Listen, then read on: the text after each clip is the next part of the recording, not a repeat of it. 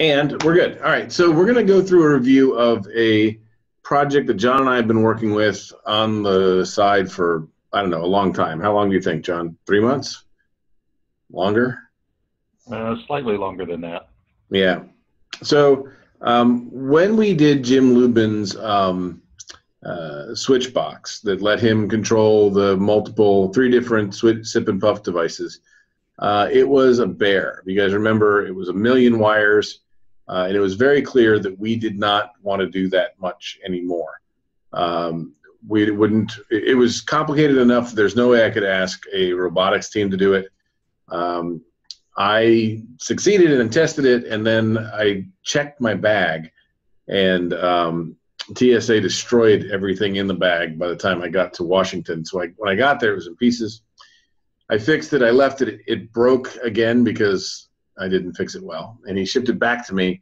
I just fixed it and shipped it back to him. So with any luck, it is going to be reaching him tomorrow, and we'll be able to use that again. But that's not the way we want to do this. This is not. There were too many wires. It was too complicated, and it sucked. And it was something that we need a lot, right? We need this particular combination of functionality a lot. So Ella Hunt's chair, Max Lasco's chair, Jim's switch router. Anybody who wants to adapt something using Bluetooth, like a true switch using Bluetooth, a true switch using Wi-Fi, all of those things need the ability to hi Dan Frank, glad you joined me. I unmuted you. You can say hi if you want. Any of those things that need a true relay or a true switch, but we want to make connected to the internet, connected to Bluetooth, this device is meant to fix that. And so John had suggested some things when I was working with Jim, and I said, well, here, take this project. And he did. And I gave him requirements badly, and he did the best he could. And I told him, no, you didn't understand what I meant, and he did them again. And I think we did that about 5 times. But in the end, I finally was clear enough, and he finally got them done. And really, our design is actually pretty close to what we need, I think. Correct, Jim? No, Jim, sorry. Correct, John? Yes. Sounds good. I've been getting Jim and John wrong since I went to California. So Yvette is joining us. And by the way, if you guys are here and you're actually in Zoom, by default, you come in muted. I can unmute you, but feel free to unmute yourself and say anything you want. Jump right in. But let me go ahead and show kind of the basics of what this device is going to look like. I'm going to share this whole screen. I'll be up in the corner, I believe. So this is the PCB view of this device. And it's not going to make any sense for a minute. So I went ahead. I don't know if you've seen this yet, John, but I went ahead and used the new Fusion integration for Eagle to go ahead and generate and render kind of what this thing looks like logically in like real space. Okay, the colors are obviously just meant so we can keep track of things. But this is kind of the size and the layout that we're talking about. In the middle here, there's a place to plug in a feather, like an ESP32 feather, or any other feathers, the Bluetooth feather, a Wi-Fi feather, any of the Adafruit chips that let you connect to the internet or to Bluetooth, or just to have a logic controller. And then underneath it is the board that we're talking about making. And these orange boxes here are relays, and I'll show you some of those in a minute, what they really look like. The blue ones on the outside are terminal blocks. And we might not always populate the terminal blocks, right? We might, in some cases, let you solder down directly to the board, but they are places for you to connect your wires. If you guys have never seen, you've seen them. They got screws on top and holes on the side. You stick the wires in, and you tighten them down.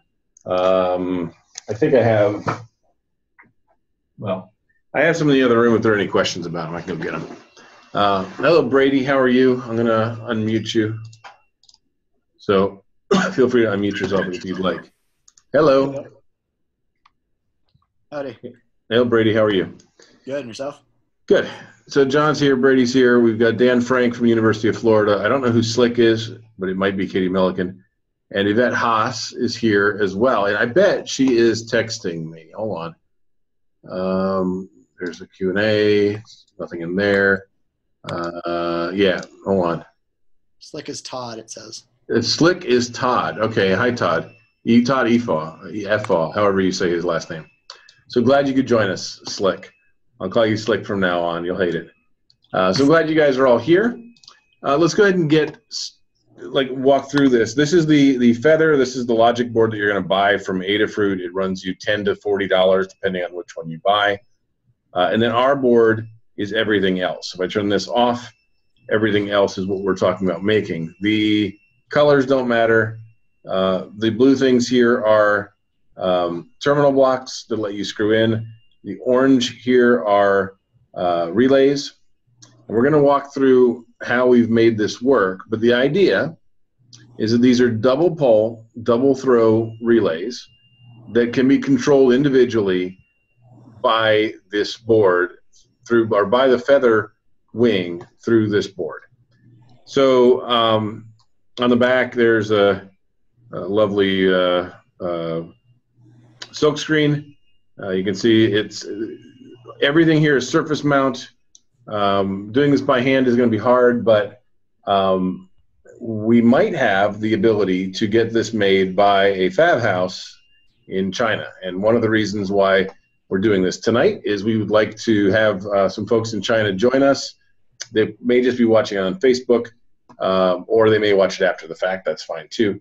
But some folks at PCBWay have asked me to be involved with a project of theirs. In response, I've asked if they would help with this project of mine, and it seems like they are open to that idea. So we might be able to get these things made. Let's talk about how they work and what they are. Dan, I can't hear you. I don't know if you're muted or not, but you might just be quiet. You're fine. So let me go back into Eagle for a second and kind of show you the board. I guess probably schematic would make sense first. Make sense, John? Yes? I'm assuming a yes. Silence is golden. So if we look at the schematic for the board, we have this is a Feather. I think you actually used the Feather wing piece here, correct? In other words, the feather was the part the Feather wing is what you added here as a part. So some of these things are specific to some feathers have them, some don't. But these are your basic pins, and they're all pulled out so that any other boards can access every pin on them. Right? We're not eating any pins at all. The only pins we're using are the shared ones. Correct? I'm having a lot of trouble hearing you, so I'm sorry I can't follow. It's okay. Can I ask a favor? Can Todd, you're in the chat window. Can you tell me if you can hear me okay? You're good, Bill. I can hear you just fine. Oh, Brady can hear me? Yep. Oh. All right. Well, it's a John problem. Do you want to call in from your phone? Pardon? Do you want to call in from your phone? It's up to you. I have terrible cell reception here, so I can't. I could do the landline. It's up to you. There is a phone number. If you click where it says underneath your mic where you can mute your mic, there's an option to switch to the phone, and there's a phone number you can dial. So if you want to, you can. But I'm glad you other folks can hear me. Not that I don't want you to, John, but I'd rather have one person not hear me than all of you, right? So while you figure that out, let me go ahead and just walk through, and you can correct me if you hear anything wrong. But I think all this is stuff I know. The Feather here, we are not using any pins other than power and ground, right? So we've got the ground wire, and you've got the 3-volt wire. We have a pin to reset it if we want to. And then we use only the I2C bus. So we're not actually eating any of the GPIO pins.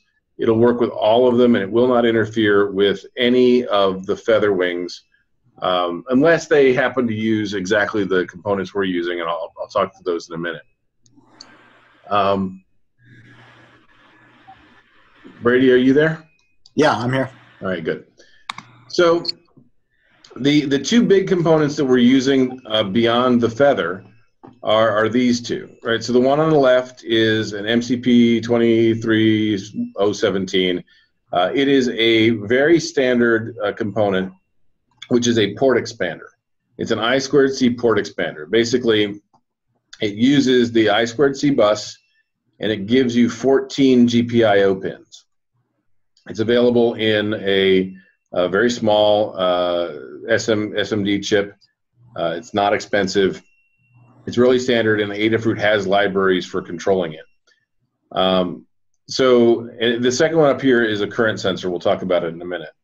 But the idea here is your relay, your feather is going to control through I2C this GPIO board, which will turn on and off its pins.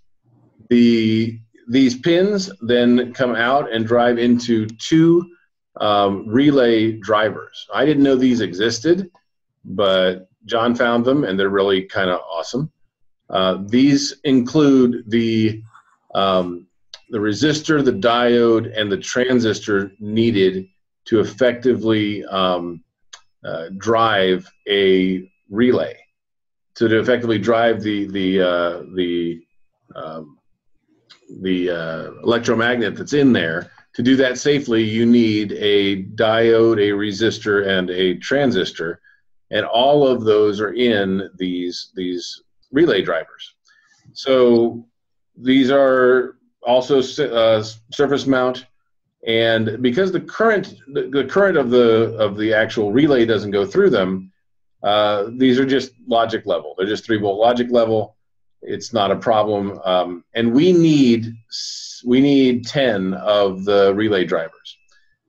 So the reason we need 10 of the relay drivers is we have 5 relays, and we're using latched relays. So we're using relays that have basically a signal to turn them one direction and a signal to turn them the other, and you don't have to constantly power them. The reason for that is power usage, right? We want to be able to have all of these relays in the on direction without having to power all of those electromagnets at all the time. That keeps our power usage down, and it should make it work, right? So all these wires go into these go into each of the relays. I'm not going to obviously show all the relays, but here is one of the relays right here, this TB1. This is the electromagnet that sets it. This is the one that resets it. And then each of them is a double pole, double throw relay. So that means there's 2 commons, 2 normally opens, and 2 normally closed on each of these switches.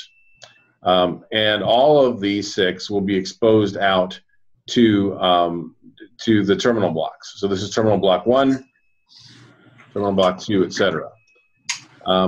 So what this should let us do is it lets us take both sides of a circuit, like in the case of SIP and puff, both sides of that, the ground and the power of the SIP, the ground and the power of the puff, both can go into the same relay, and they will move together. So if this is put in the on position, both of these circuits will switch together. Are there any questions about that? I do have a, yeah, I'll tell you what I can do. Dan, are you following that? I can't hear you, so I'll watch. And Brady, do you follow that? I get it. I assume there's lots of reasons for whatever. The electronic stuff is mostly over my head, so gotcha. I understand relays and concepts like that. So I'm just paying attention just for knowledge sake. Gotcha. Dan, are you following this? Yeah. Are they always tied together, or can they act independently as well? So here's basically a diagram of a dual pole, dual throw relay right here. So basically, they will always stay together. So if you, and here, actually, this is what one looks like, right? I have a big plastic one, which is kind of cool, right? But yeah, the way that it works, there's a coil. This is not a latching one. This is a non-latching relay. But when the current goes through, it powers the electromagnet, which pulls both this piece of copper and this piece of copper both move. And so if this is the common right here, this is a different common, either both will be connected to this pin or both will be connected to that pin, right? So they move together. And what's really nice about this is that it lets you, let's say you wanted to take audio and switch it from one direction to the other. You can switch both the positive and the negative side of the audio together, right? If you have an AC voltage, you can switch both sides of it together. And that way you completely isolate the circuit from each other, but both sides move together. You follow that? I think in some terminology, is it called make before break? Like, would that, if you're flipping AC, would that be a safe flip? So this is make before break.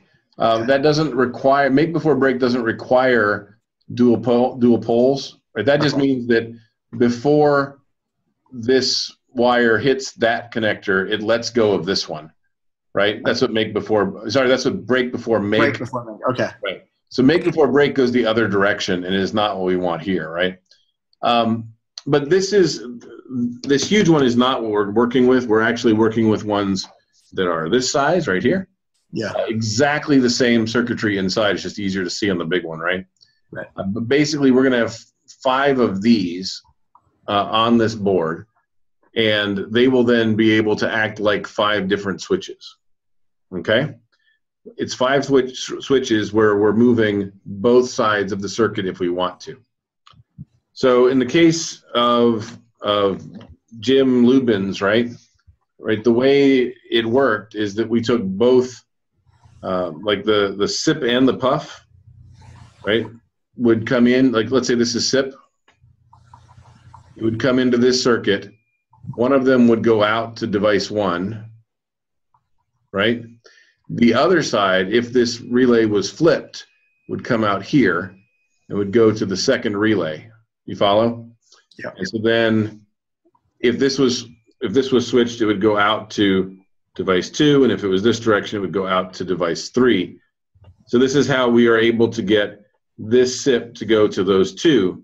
You'll notice that at the same time, the other side of that current, the other side of the SIP current, so this is SIP positive, and this is SIP negative, right? It follows the same path. So this one goes to D1, device 1, and the other one goes to here.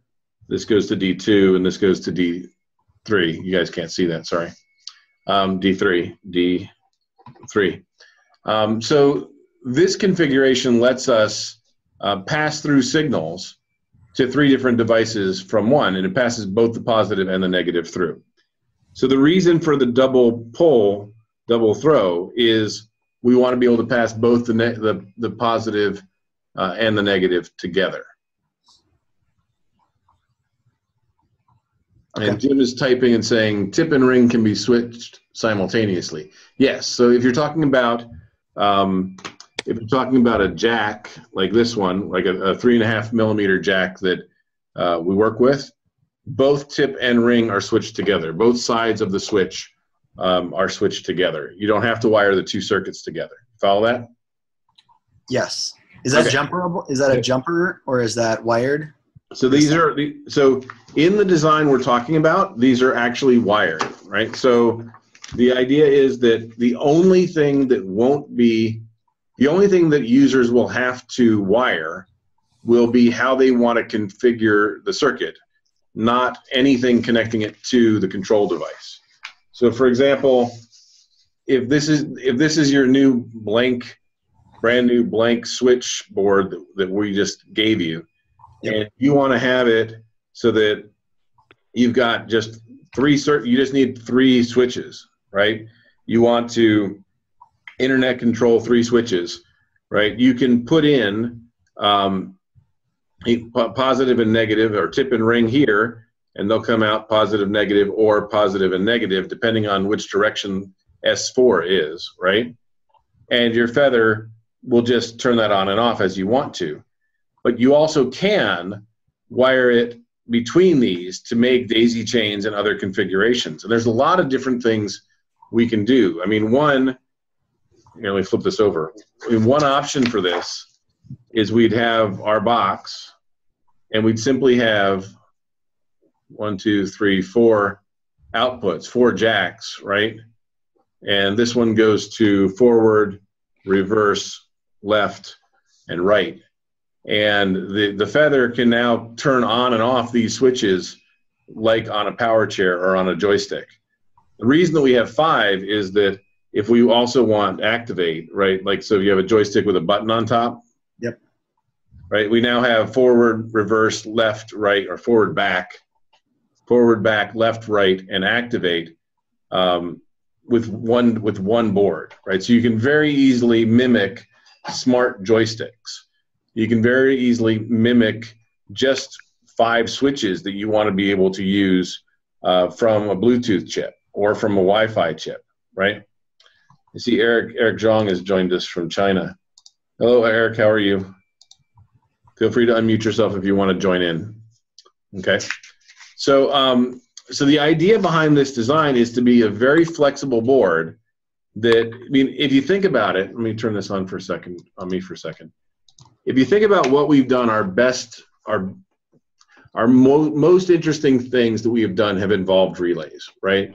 The Go Baby Go car involved relays. That was an automotive relay. It was Dan's doing that.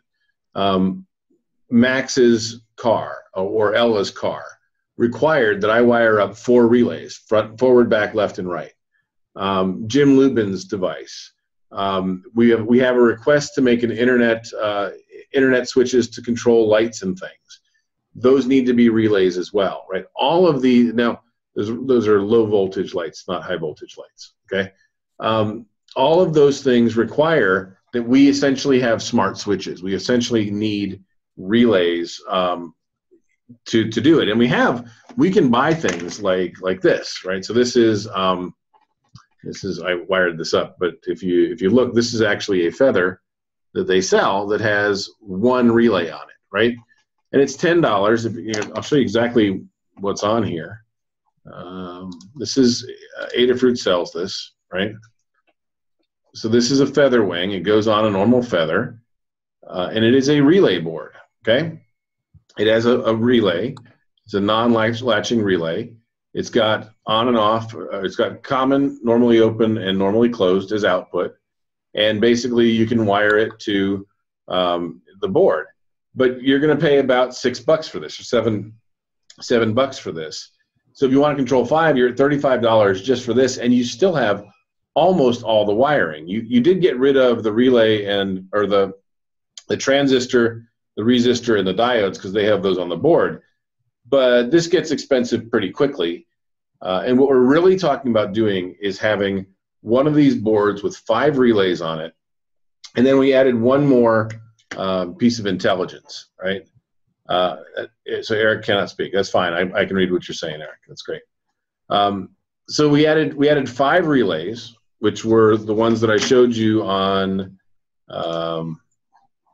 this mock-up. Hold on. All right, so we've got the 5 relays. You'll see that they're on the outside of the feather wing. We have the 5 relays.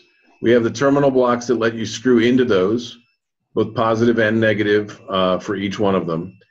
And then there's one other important thing here, which is that we have on the side here it's an INA 916. I forget the number. I'll look it up. 219. Yeah, 619. Gotcha. We have a chip that basically listens in on current. So looking back on the schematic for a second, we have this chip right here, an INA 219 AID. It basically, when current flows through this chip, it doesn't impede it. It doesn't change the voltage. I can't change my camera while I'm maybe I can. No, yeah, here you go. Sorry. You can't, it doesn't impede the current that goes through it, but it reports back to the microcontroller when current is going through. And you can pull it or you can set interrupts. I believe you can set interrupts. Is that right? John, do you know? I don't believe so. I believe the interrupts are on the I/O expander. Oh, okay, that's right. So if any of these pins go, you can get interrupts. All right. I remember there were interrupts here. So you basically have to pull it then and say how much current is flowing through this circuit. And the reason for this is that on Jim's device, right, on Jim Lubin's device, we have it set up so that a long press of SIP, I think, if he holds SIP in a long time, it actually will act as a trigger to switch between the devices that he's using. But it's spying on that signal rather than having to relay the signal, rather than having to listen and then reproduce the signal. It's just spying on it and polling every once in a while. And if it's been high for a length of time, it treats that like an input. In this case, this design will have that SPI chip, that current sensor, but you'll be able to connect it to any of the currents that you want. So that's why it's got a separate terminal block so that you can actually wire this up without any soldering. You can wire this thing up to sense one of the circuits you're manipulating, and be able to use that as a trigger. And so if you look back at the, any questions about that? So Brady or Dan, you guys understand what we're doing there? Yeah, that makes sense. Okay. So going back for a second to the board, working on it. So going back here to the board, this is the other thing that's on the I2C bus, which means it's still not interfering with anything that Feather is doing. But you can ask the I2C bus how much current is flowing through it. And you can ask the sensor how much is flowing through it, and you can act on that in the code in your software. So what we basically have are 4 real components. Well, really 3. The 4. Sorry, we have the Feather. You got the current sensor, the pin expander, or the port expander, and 2 current or relay drivers. Then you've got 5 switches and a couple other things. You've got an LED light for making sure we can tell when it's on. We have a reset button for being able to reset the Feather if you need to. So that's where we're going. I don't see anything. It's the only other thing on this side on this diagram that's worth noting is this right here. We have some extra pins on the port expander that we're not using. So we have 4 extra pins and the interrupt jumper and the interrupt pins. So we just went ahead and exposed those so that if you need an extra GPIO pin for your software, that's available to you if you want it. There's no point in just letting them go to waste. We had enough room on the board, so we went ahead and did that. So let's go ahead and, if you guys are okay, I'm going to go ahead and switch over to the board. Let me ask you a question real quick, Bill. Yeah, Brady. So it senses, like you can pull how much current is coming through. Is there a reason you need to be able to pull the current and not just know that there's current there?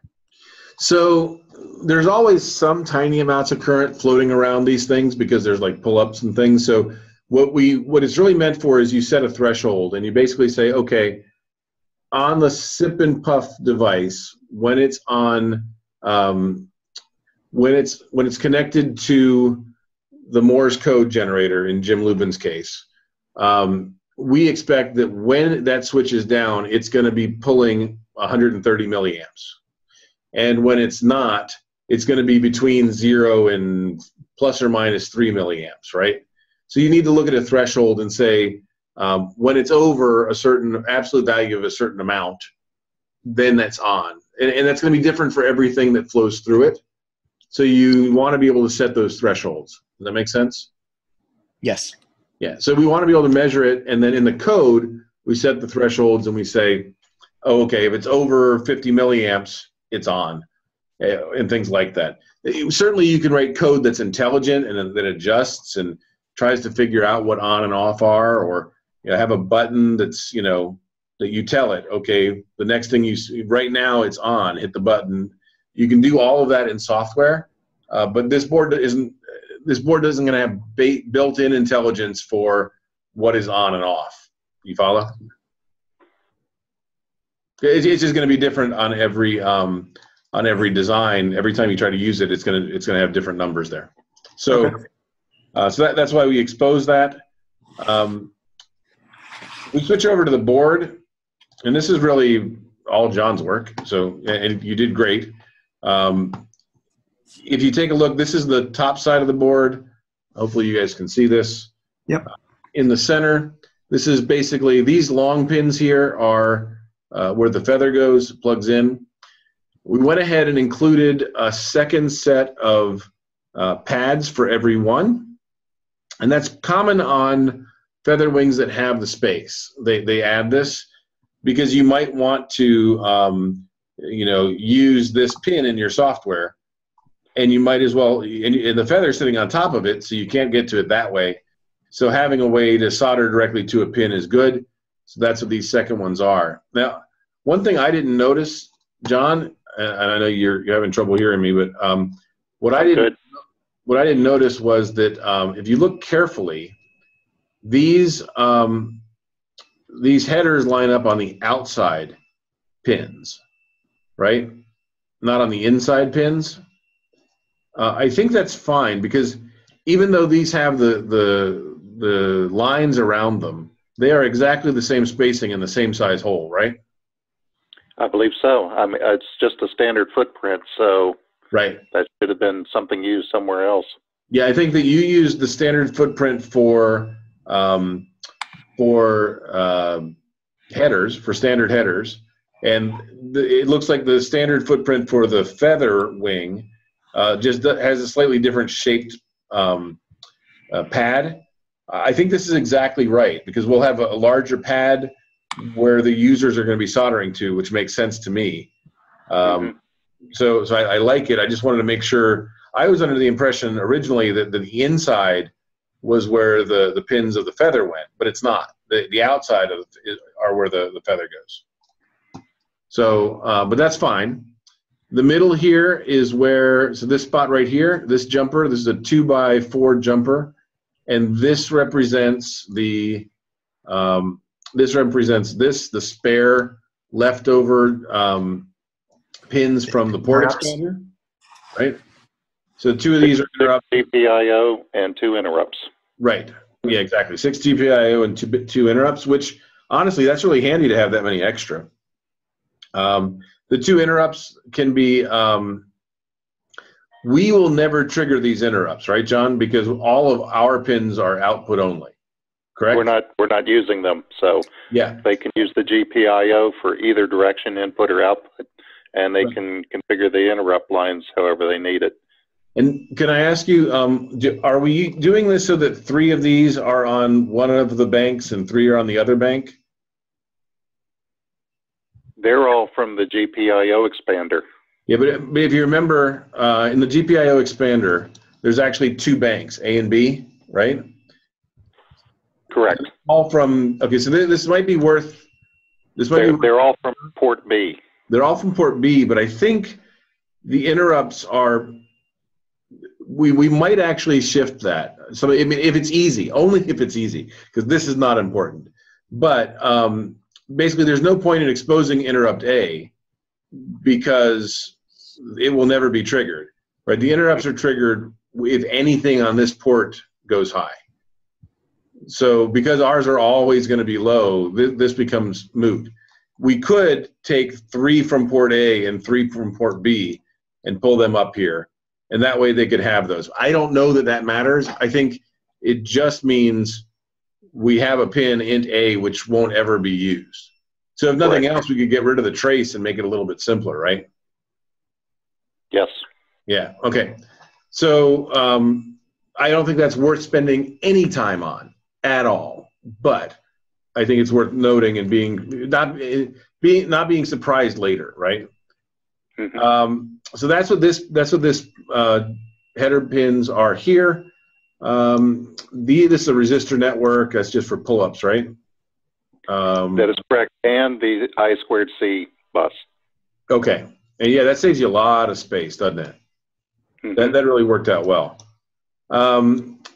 This is the so this right here on the left is where the, let me turn the T names on. Hold on a second.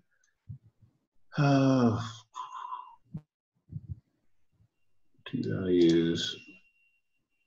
That's what U1 and U2 are the drivers. Yeah. Whoops. U3 is the GPIO expander. Right. But I can just turn these on. Here you go. So this is the GPIO expander right here. These are the drivers here and here for the relay.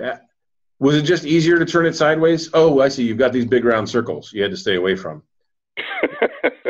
Yeah, right? Run it every which way. Yeah, no, this is not. So if I turn on the bottoms, you'll see this is not an easy route. He spent a lot of time routing this. And actually, I find routing it, don't you find routing kind of therapeutic? I find routing motherboard or circuit boards actually I like it. It's kind of like weeding. But he's sick of it now. I'm pretty sure John's over it. But let me turn the bottom stuff back off here. So we've got the port expander, the two relay drivers, and then 2 relays with their terminal blocks. And then this section up here is the current sensor with its terminal block, so that you can run, before it goes into the relay, you can run it through the current sensor before it runs into the relay on any of them. So you have control over that.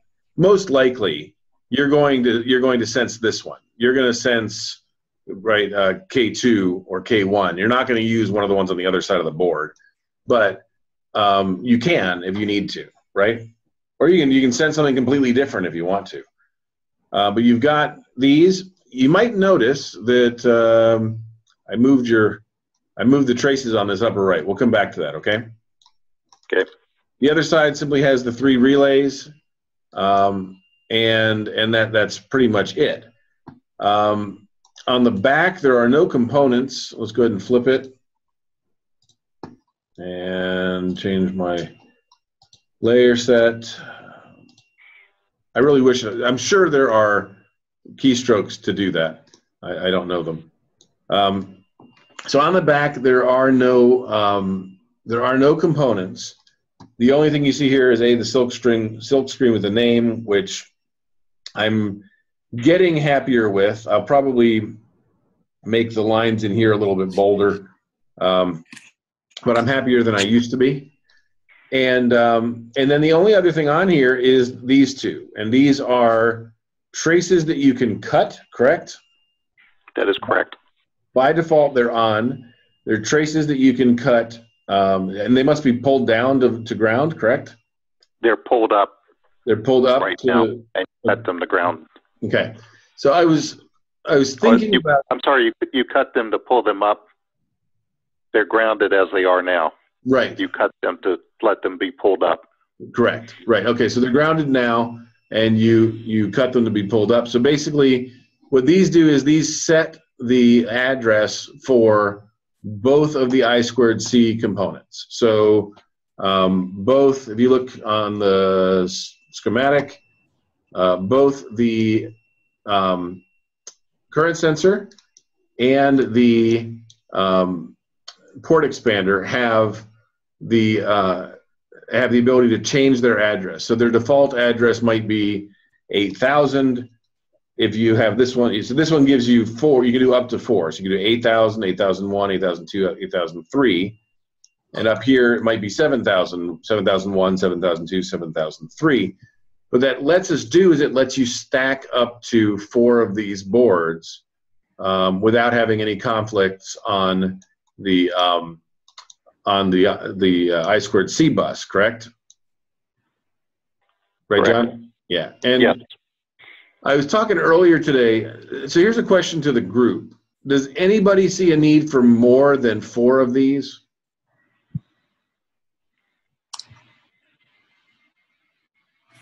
I'm going to say that's a no. Brady, do you see a need for more than 4 at a time of these? I mean, we work with a lot of kids, so if they have. No, but these would be on the same circuit. In other words, Right, you're stack 4 of them. I can't imagine. I don't even know any families that have 20, Switch toys or anything like that could utilize. Okay. So that's a no So for me. you need. I don't think there's a need for it. The only thing I did think of, John, and it's kind of cutesy. So the port expander can go to 8, right? It's got a 3rd address line. You have it pulled to ground all the time, right? That's correct. We could have have this be a trace on the back that if you cut it, you somehow disabled the current sensor. I don't think that's necessary. I think that's overkill. I think it's over-designed because I don't know. There is no enable pin on this, right? If there was, that would be easier. There's no easy way to disable this device without like cutting its power, and who knows what that's going to do. I don't think it's worth it, but it was a thought. Not worth it, correct? Yeah, I don't see any value there. Yeah, I don't either. I thought about it and I thought it was worth bringing up. So on the back, the only thing here are these 2 devices, or these 2 things. If you do, the reason that they're in this shape, for those of you who don't know how these work, they're in this shape because if you cut this trace, it sets this to a 1. If you later want it again, you can put a dab of solder there and repair it. But I think that's fine. I mean, the only other thing I can think of is there might be other feather wing boards, feather wings that use this chip, right? I mean, the current sensor is highly unlikely, but there might be other things that use this port expander. Do you think that's a possibility? But what are you getting at? Because even still, you said you have 4 different options with it. So yeah, well, I mean, you could go to 8 if you. I don't know. I don't know. I mean, we could have another pin that only controls this one that lets you. Yeah, I don't know. I don't know the answer. 4 is fine. How about everybody just says 4 is fine and we can move on? Yeah, 4 is plenty. Because, I mean, it's 20 is what you're getting, right? Yeah, you're 4 getting times 20. 5. You're getting 20. Actually, there's a way you can get 21. It's kind of fun. You can pass through 21. You can control 21 devices because you get the number of relay. If you daisy chain them, you get the number of relays plus 1. N plus 1? Yeah, you get N plus 1. So what is the maximum that people have used in the past on any project? I mean, Brady, you're probably got the best experience on this. I've used like 5 relays, maybe twice. Okay. And it was just, a demonstration. It wasn't even for like end use. Okay, we're good then, I think. I think we're good. Yeah. All right. So before I got onto like some nitty gritty of board design and trace widths and stuff like that, does anybody have any comments, any thoughts other than, hey, we should round the corners? I just don't know how to round the corners. Do you? I don't know how to round the corners. I'm sure Eric Zhang from PCBWay can tell me how to round these corners. With the exception of that, does anybody think we need more mounting holes at the corners? I don't think so. I think this is going to be plenty with these 4. Right? So these 4. I was pointing at the wrong screen here. I was talking about rounding corners. Sorry. Well, I have a question. So this board goes on the bottom. You put a feather on top of it. Is that correct? So you have your choice here. Let me show you kind of how this works on a different. Let me stop sharing and turn on my camera. All right. So this is the size of a feather. Okay. So these are my fingers. So that's the size of a feather, right? The wings. I have one. Hold on. So the wings can go above or below it.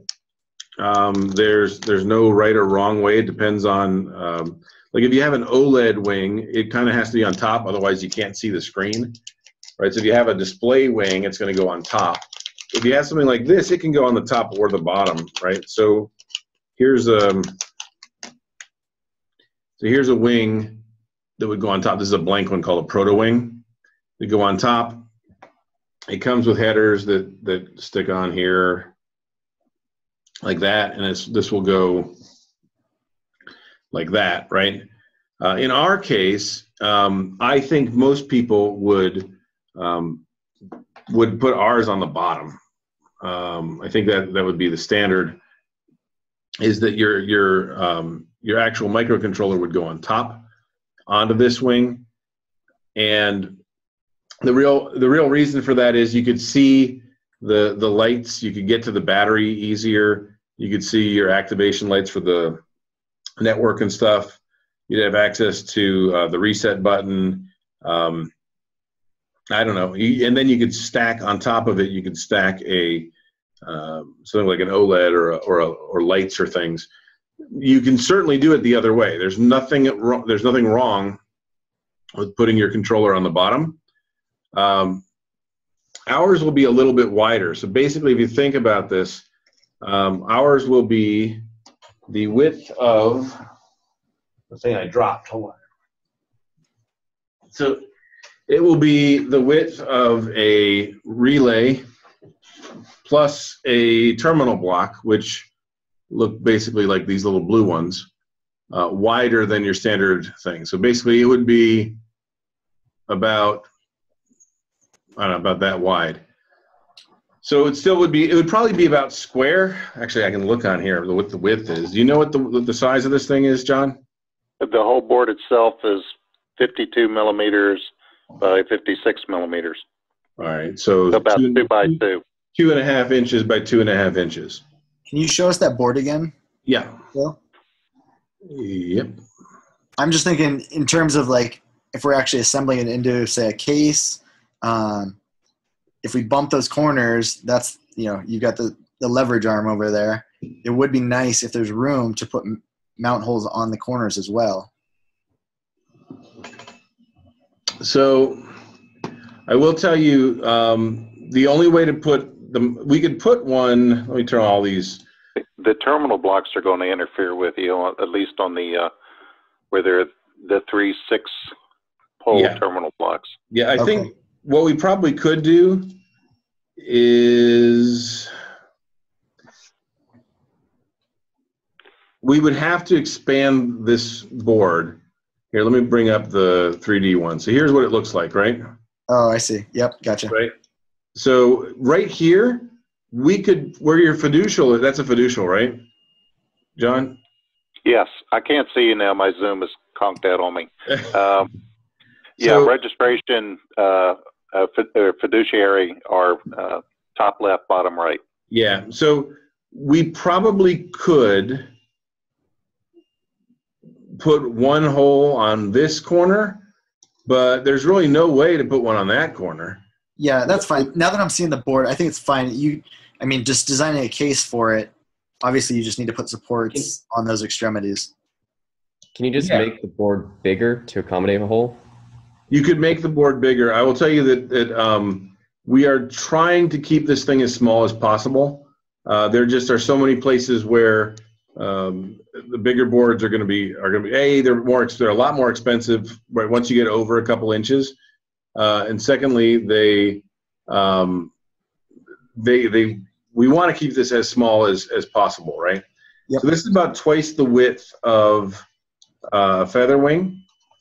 So actually, it's about the size of these two. If you look at my video up there, about the size of those two together already. Actually, I have exactly the width. Give me a sec, okay? I'll be right back. Talk amongst yourselves. I bet he printed it at 1:1. Does anybody know how much current these relays can support?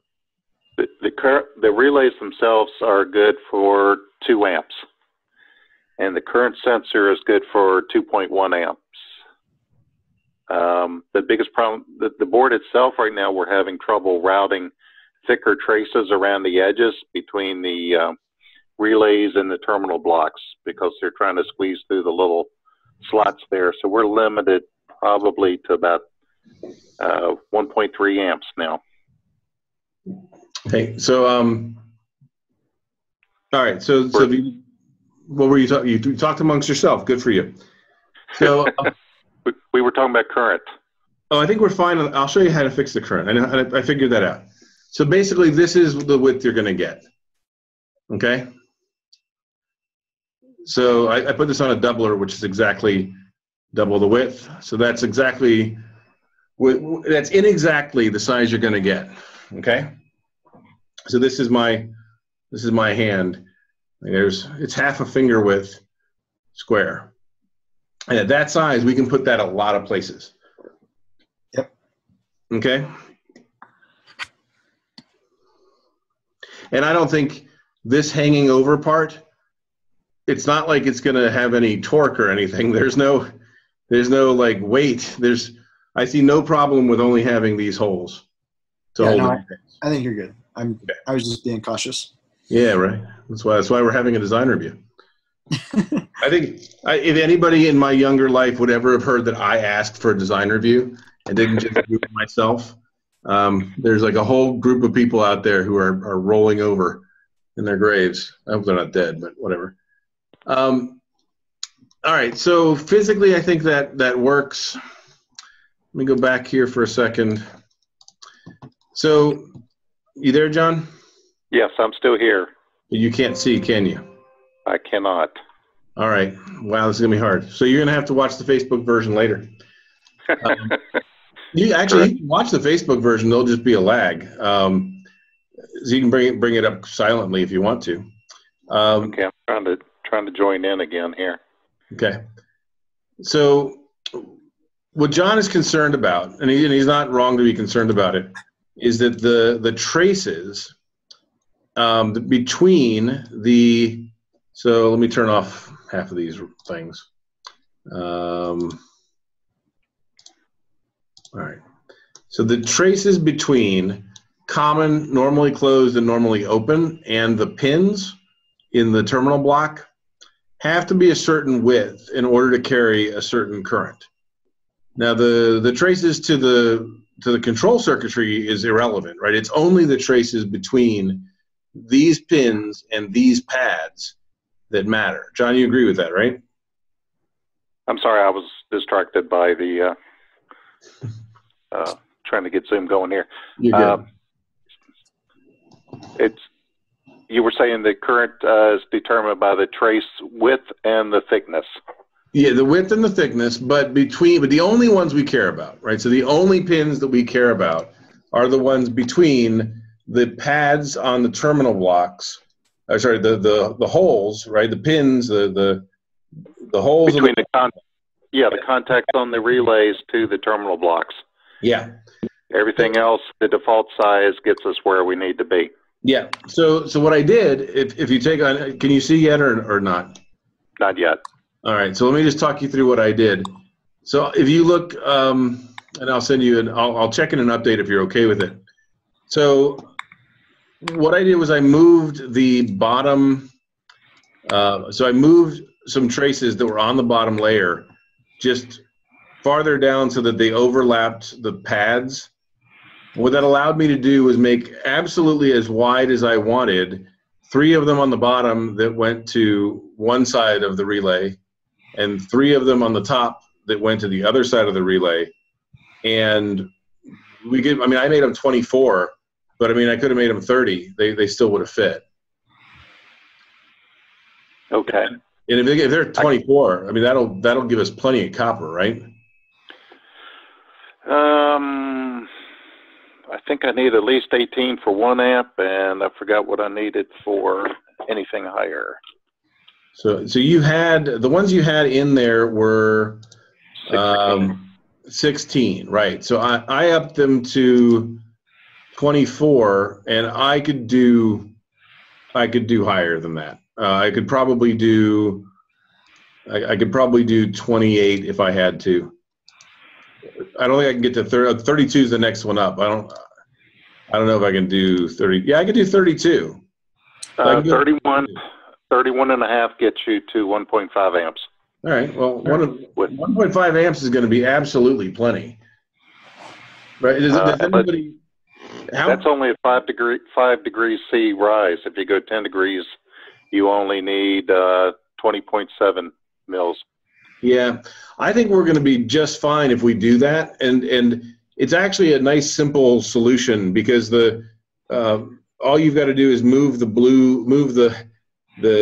lines that they were already on the backside, but they ran through the middle of the relays, and I just ran them directly beneath the pads that are closest to the feather, and that lets you start your via right just north of the pad. And then you just run it on the backside. You can make them as big as you want. Yep. So I don't know if you can see yet, but I'll check this in. Would you rather I do one and leave it alone and let you do the rest, or would you rather I just do them all? Have at it. Have at it. I kind of knew the answer to that question. I just was, it seemed like the right thing to ask. Yeah, I think it'll work.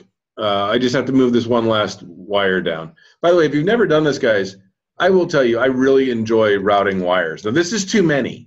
This is too many wires. John had a nightmare because there were way too many. But I really do enjoy the puzzle of it, of getting things to not cross on a platform. So I will do that. I am confused on one thing. The things that you cut, John, the traces that you cut, for some reason it's marking those as hash marked. Is that because they're in error? Or is that because they're too thin? The ones that you cut for the addresses? I don't remember. Maybe it's an overlap issue, or what it thinks is an overlap issue. Okay. So it might just be worth checking, right? Because I don't see any other things that are hash marked that way.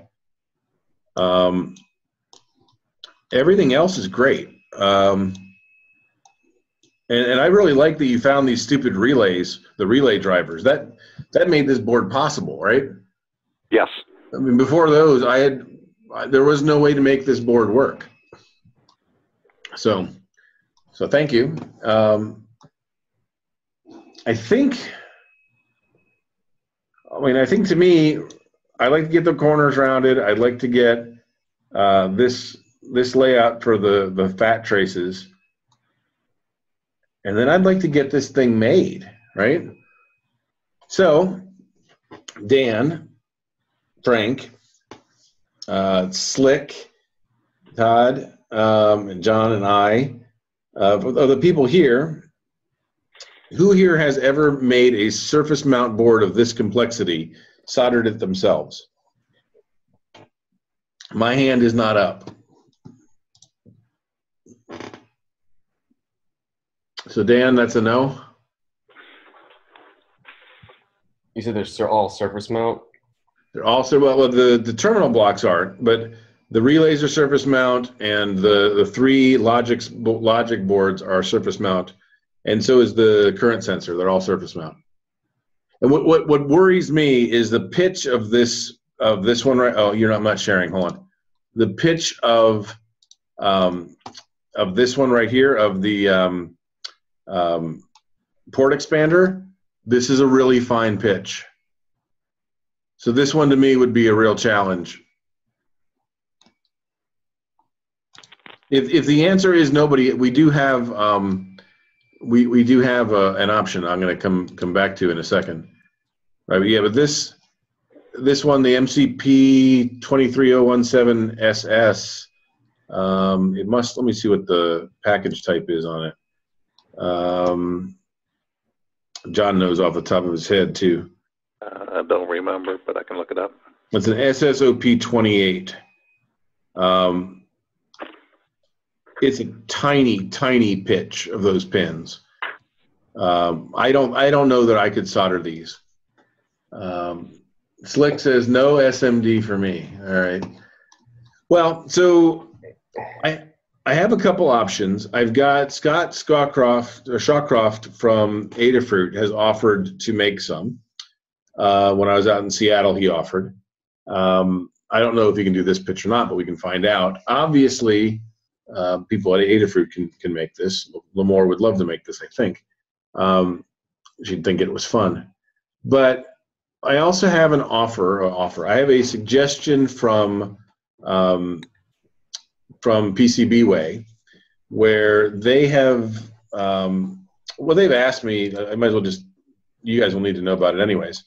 They're going to have a PCB contest again this year, and they want to add a prize for the best AT board, the best AT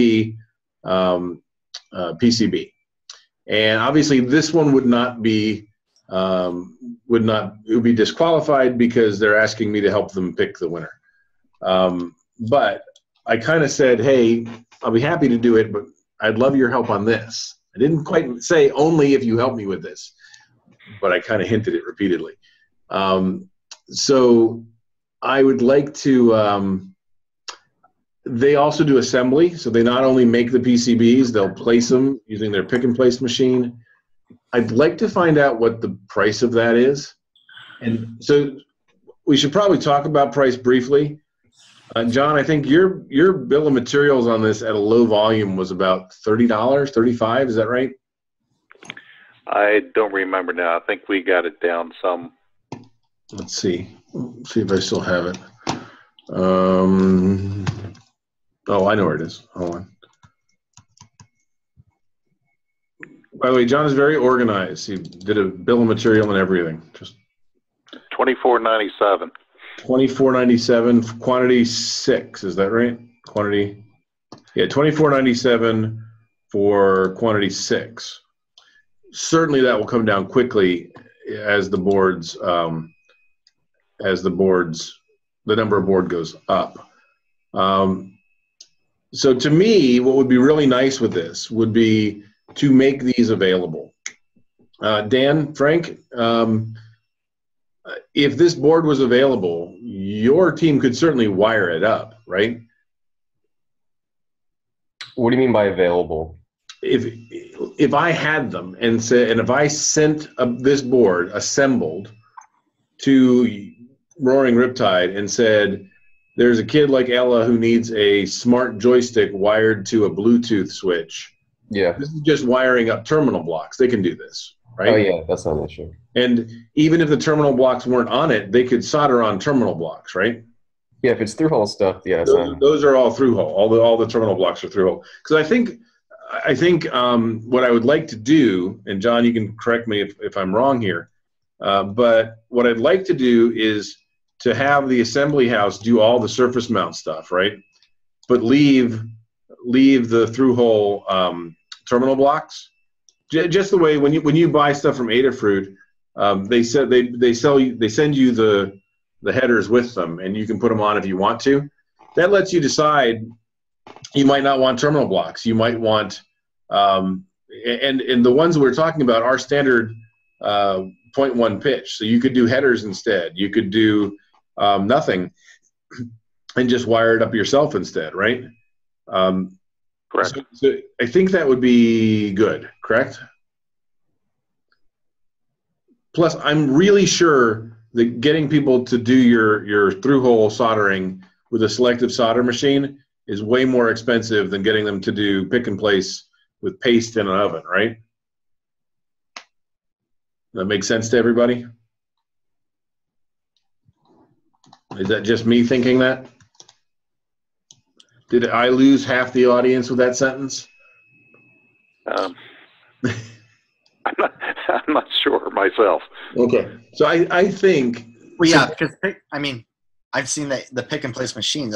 Do they even do that, like that big of component? No. So what they do, I know this from Adafruit. If you watch, I went there and they walked me through the line. But what they do is that all the surface mount stuff is done in the pick and place, and then they manually place the through hole. The pick and place might place the through hole parts, but it then goes into a device which is called a selective solder machine, which actually moves the board and basically dunks it in solder where it needs to. It's very cool. The solder bubbles up on a little stem, and it basically what moves it around. But I know that's much more expensive to get them to do that than to get them to do pick and place, which just puts the stencils down the paste, places the pieces, and puts it in the oven and reflows it, right?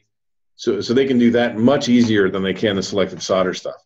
So to me, this is going to be cheaper for us. I wish Eric hadn't left. Eric Zhang left. I'll ask him. It would be cheaper, and I think it's more flexible if we leave off the terminal blocks.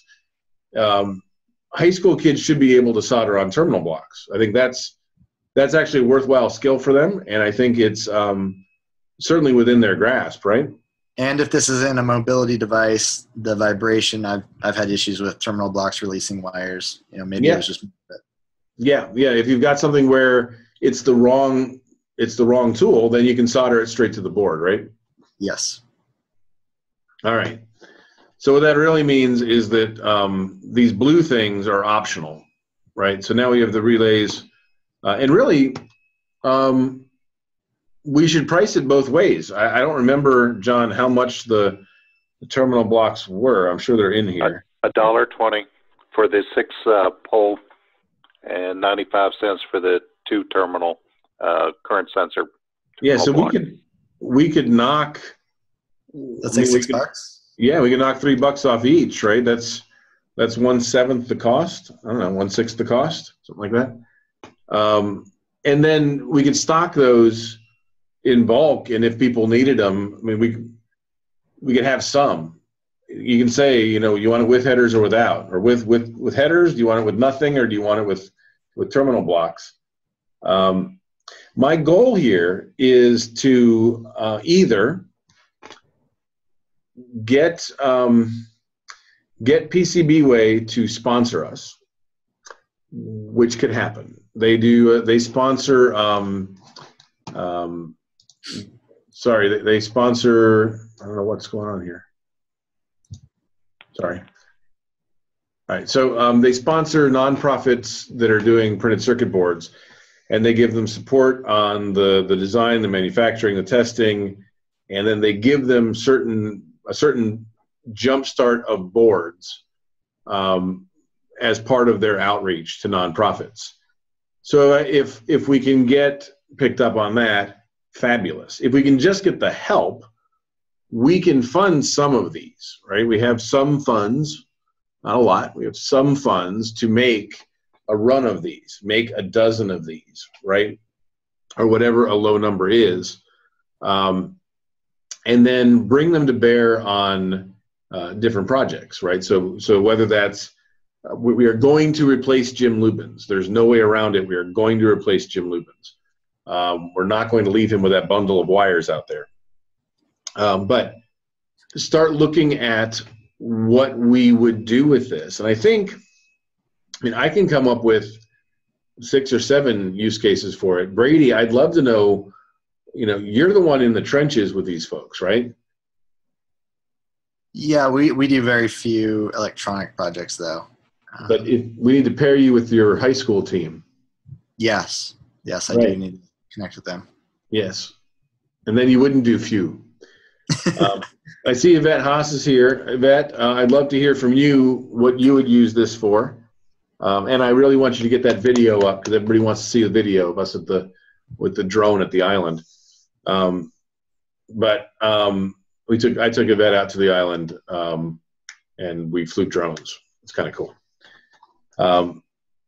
But I think this is something we should push for. We should just. I'll talk to PCBWay. Does anybody see the other than the changing the way we're doing those traces? Does anybody see a problem with this design? Like a real problem with this design? I think it's quite lovely.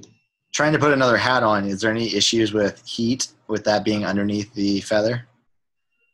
No. So one of the things we did, and it's a good question, all of these are latching relays, which means that there's only any significant amount of current running well, all right. So there's two answers to that.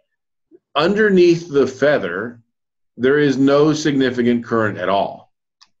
Outside, between the pins and the pads, there could be up to 1.5 amps of current. Could that add heat? I don't think so. It's running through copper to copper to copper. I don't think those relays will heat significantly.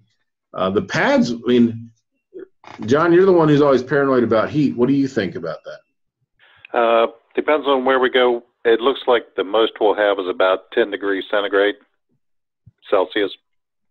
And that's not going to impact maybe anything. 20 degrees Fahrenheit would be it. Maybe 95 degrees for continuous full capacity running on that trace. Okay. Yeah, I don't think it's going to be a challenge compared to so many other things that are in the way. And the number of times you're going to run a full 1.5 amps nonstop. I mean, I think the only thing that's going to come close is going to be motorized toys, and I don't think that's what this is going to be used for. Motorized toys will draw an amp, but I don't think much more. We can start with, I mean, actually, Brady, you could help us with that. Do you have an ammeter? Can you put an ammeter on some of the things that you have adapted and give us some numbers? Yeah, I can check the wild thing tomorrow. That's probably the. Yeah. So the wild thing, check, but don't check the one. Don't check the motor side, right? Check the control side, because we're not gonna. Right, you're not gonna drive the motor with this. Right. You're going to drive the controls with this. No, it's low on. I mean, I can actually check with the guy who followed up with our conversation today about current through the switch, Josh. Yes. I can't think of his last name right now, but yep. He's got all the specs for the wild thing, so I can check with him tomorrow. Okay. Yeah, and if we're doing a 12-volt power wheels, we're still going to use an automotive relay for on and off, right? For like the basic power wheels, right? We wouldn't run that through here, and we wouldn't run mains voltage through here either, right? We're not going to run, 110 volts through this thing. This is a signal relay board. It's for sending signals, whether that's audio signals, whether that's current for notifications like keyboards and switches. We're not talking about powering your directly powering your lamp either. Okay. Right? These are signal relays. Like if you look, there's a fundamental difference. Actually, I have 3 of them here that show them very well. Right. So I got 3. All right. So this is right. It says 12 volts DC. That's the coil size. But the actual switch itself is rated at 250 volts or 240 amps AC at 10 amps, right? So this is that relay. And then this guy is rated at 30 volts DC, 10 amps, 250 volts AC, 10 amps, which is surprisingly high. But still, 125 volt amps, and this one is 250 volt amps, right? And then this guy, he's a different beast altogether. I don't know if you guys are gonna be able to see it. Let's see. Ours are rated up to 250 volts AC, 220 volts DC. But the board isn't routed. What's that? Our relays are rated up to 220 volts DC and 250 volts AC, but the board isn't routed to provide that safety, main safety. I would be surprised that these pins can take that, right? It's only 2 amps, but it can handle the voltage. Oh, I'm sorry, you're right. So it's 2 amps instead of 10, right? So this is a 2 amp, this is a 10 amp, right? And this is 240 volts VAC. Actually, I'm surprised that these two are as close as they are. But they are. It's 60 watts or 125 VA. Okay. Well, anyways. So, and then not to like keep throwing up wrenches in this, but what about what blows first if we do have, like, if somebody drops a screwdriver on the board, is something going to blow that's replaceable, or is that not? I would say that the only thing replaceable would be the terminal blocks. Okay. Everything else is surface mount, and by the time you went through the effort to, I mean, you could replace a relay, but very few. I mean, I could replace a relay. I think John could replace a relay. Right? There's no like fuse or anything? There's no fuse on here. And there's nothing really to protect. I mean, okay. We can make a case for it, you know, just like a 3D printed. Yeah. Oh yeah, I think absolutely. In fact, I'd like to make a basic case and maybe something more cute and friendly, right? But you cover a lot of it up with your feather, so yeah, that'll work. But no, I think this is actually quite an elegant solution to a lot of our problems, right? If you think about it, this gives us the ability to, you know, we're not sharing this, am I? Sorry, I think I've never done this before. Oh, I've got comments from Yvette. Hold on. I would probably use it for driving my wheelchair. I have trouble with my joystick when I'm cold, tired, or stressed. Also, I've been working on the photos while listening to this whole conference. Going to bed soon and be able to post them tomorrow night. We took way too many pictures. Yes, we did. And Todd says, generating a lot of heat would require current plus significant resistance in the traces. Right, that's why we need to make them bigger. All right. I think this would be a fantastic first, I don't want to call it a product, but tool that we could offer our teams, right? So if you're a robotics team and you have somebody who needs something automated, something, you know, like an Ella or a Max or a Jim, some of these projects are going to be completely doable now for them with this board that simply weren't doable without it. Does that make sense?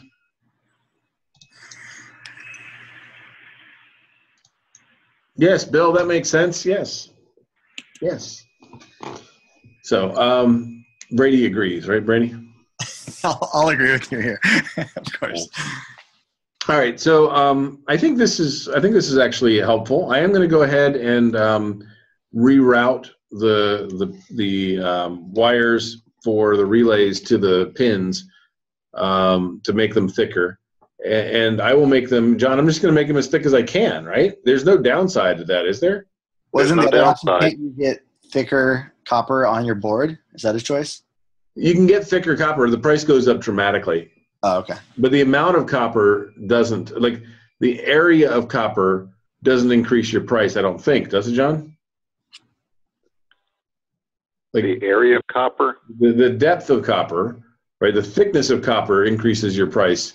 But like if I make if I increase the traces, the width of the traces, does that increase my cost? No, because you just etch it away anyway. It's all, the board is full of copper when it starts. You're right. You etch away the copper you don't want. You're right. Going to thicker traces forces you to use thicker traces. Because it's thicker, it has to be wider too. You mean going to a thicker copper layer causes you to go to thicker traces? To wider traces, you don't have the definition. You have to use wider traces at a minimum. Gotcha. So no, I will make those absolutely as big as I can. I mean, I went to there's my top and bottom. Right. So you still can't see this, can you? Yeah, I can see it. Oh, good. All right. So I mean, in here, these are now, these are now 24.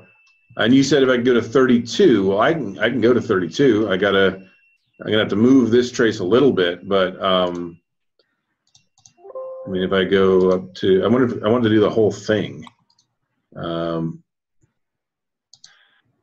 It's just going to do that one thing in it. Yeah. I'll just tell you, if you go to 31, you get 2 amps with a 10-degree rise, 10 degrees Celsius rise. Well, I don't think 31 is an option, but 32 is. So I can just do them all at 32. I mean, obviously, Right. you can see these purple ones, these blue ones here. Obviously, I can make these any length I want, right?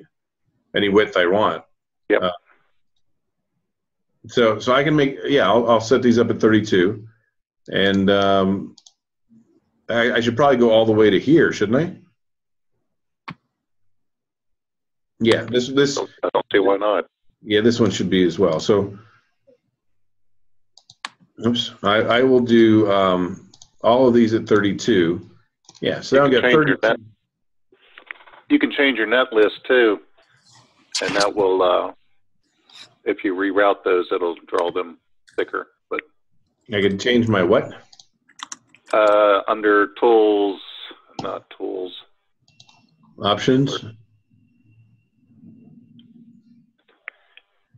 Edit net classes. It's the third one from the bottom in your edit menu.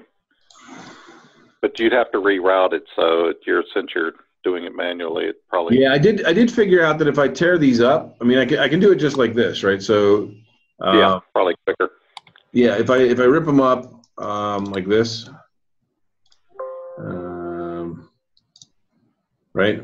I can when I go to route, there's actually an option right here where before I do anything, I can choose top and then I can choose the width, and I can put it at 32 before I start routing, and it will keep it, right? And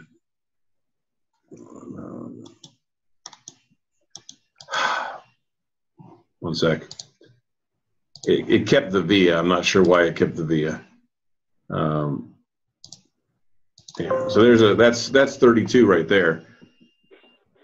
Yeah, I can do this. I have faith in this right now. So that gives us a full capacity of the relays and the current sensor. Yeah. So we can do 2 amps and we'll be good. All right. All right, I'm going to go through and do that. I'll check it in. By the way, this is all in our GitHub, thing. I have a question from Trip. Here, let me allow Trip to talk. And let's see, Trip, you can unmute yourself if you want, Trip. Just Trip says, have you all looked at MacroFab for small run and SMD assembly? We've used it for small runs before on LQFP, SYC, etc., and they have really cheap for what it is. I think, Trip, you just turned your mic on. Hi, how are you? Hey, good evening. Good.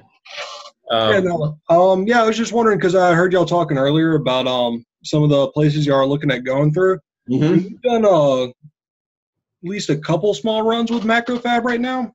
Yeah. And one of the really cool things about it is like, especially if you're working with Eagle, you can just take like your board files and all that and just drop it straight in and then go to the bill of material page, and anything that they don't have, you can clear up any issues with that, and then it'll give you a PCB view and also like a live readout on what your cost will be. So John, do you want to take a stab at that? I can do that. Yeah, that'd be great. I'm good to hear that. Yeah, I'm not tied to any manufacturer. This will all be open source, first of all. Yeah. And I'm not tied to any manufacturers as far as this, other than the fact that remarkably, the day I was looking for PCB people, you can ask John, I got a call from PCBWay about judging their contest. And it led to a conversation that says, hey, they also have this nonprofit sponsorship stuff. It might work. I don't have any problem with doing that. And we can do it both ways, right? Yeah, absolutely. Yeah, and I also I thought I'd suggest, just because it's been really easy for us in the past, like you got to wait like 3 weeks before everything gets in. But once it does, like I think we were doing, like 100 component boards or something like that with probably like 5 or 6, like LQFPs, and with like BOM, all that stuff. I think they ended up running us like $80 or $90 a board. It's just something nice where you can actually get it in and have it tested. Right. Do a bunch of, hand assembly before you run the test. Gotcha. That's a Trip. What were your boards doing? What do you guys do? Oh, I'm thinking, have you heard of Project Vive before? Project, which one? Vive? Vive. Oh yeah, you posted stuff. Yeah. I thought it was Vive, but it's Vive. Yes, Vive. Yep. Gotcha. So very cool. What are the actual boards themselves? The 100 component boards. That's a lot of components. Well, I'm trying to think of a couple of them. One was like an STM32 design that had like an integrated gyro. Okay. Another one was, what was it? The original Vosbox design, and that was actually based off like an ATmega 2560, and I think those ran us about $60 plus audio DAC and some other things on there. And then the latest one that we did was we were looking at doing like USB integration. So we're looking at what was it called? Android Open Accessory. So it's like AOA V2, which is like an Android USB protocol for essentially kind of like flipping the direction on which way you talk to things. And that was the ADK 2012 board, which is actually a Google design from quite a while ago, but very large design. And those ran us right around like $90 per board in a unit of 5. Well, I can already tell you have more experience with this than everybody else on the call. I'm glad you're here. If you wouldn't mind, I'm going to post when this is done. I'll edit this header for this, or I'll put it on the event or one or the other. Somewhere near here, I will include the GitHub for our hardware page, the ATMakers hardware. I would love it if you give us tonight to get these things, or maybe even tomorrow to get these things checked in. But they're not that far off. What's up there just has the thinner thinner traces. But I would love more eyes on this. That's kind of what this was about. Was let's get more AT eyes on it. That's usually easier. More engineering eyes on it is usually harder. So nobody here is. This is nobody's day job here. We all have other day jobs. Yeah, absolutely. Yeah. But yeah, I could definitely take a look at it. And I mean, I've used Macrofab a couple times before, and I'd say like on something like this, I could probably get the GitHub files and have it uploaded, and maybe get like a price check on it, at least with the assembly of the PCBs, and just assume that you do all the through hole relays, the bigger stuff, that sort of stuff, and that'd probably take like 30 to 40 minutes. So I could probably do that sometime tomorrow. Yeah. No, I'll put the link on, and you'll be able to find them. They're under Eagle. If you have any questions, you use Facebook. You're a member of the group, yes, the ATMakers group? I'm actually not on Facebook. I did hear about the ATMakers group. Gotcha. Mary Elizabeth, who's with Project Vive, she told me about it, so I signed on to watch. That's okay. So are you on Twitter? I don't really do much social media. I am Bill at ATmakers.org. You can email Bill at ATmakers.org. Okay. Awesome. Sounds great. Yeah. Hey, so Bill, there's a comment from Lori in the chat saying that Mary Elizabeth is chatting on Project Vive. Got it. Mary Elizabeth is on the Facebook page chatting with me about doing your boards. You check out the chat on Facebook. You're missing a lot of people. I am not. I'm looking. Oh. I bet they're on the event. Hold on a second. So I'm looking at the live one. Hold on. All right. Hold on. Yeah, there's a.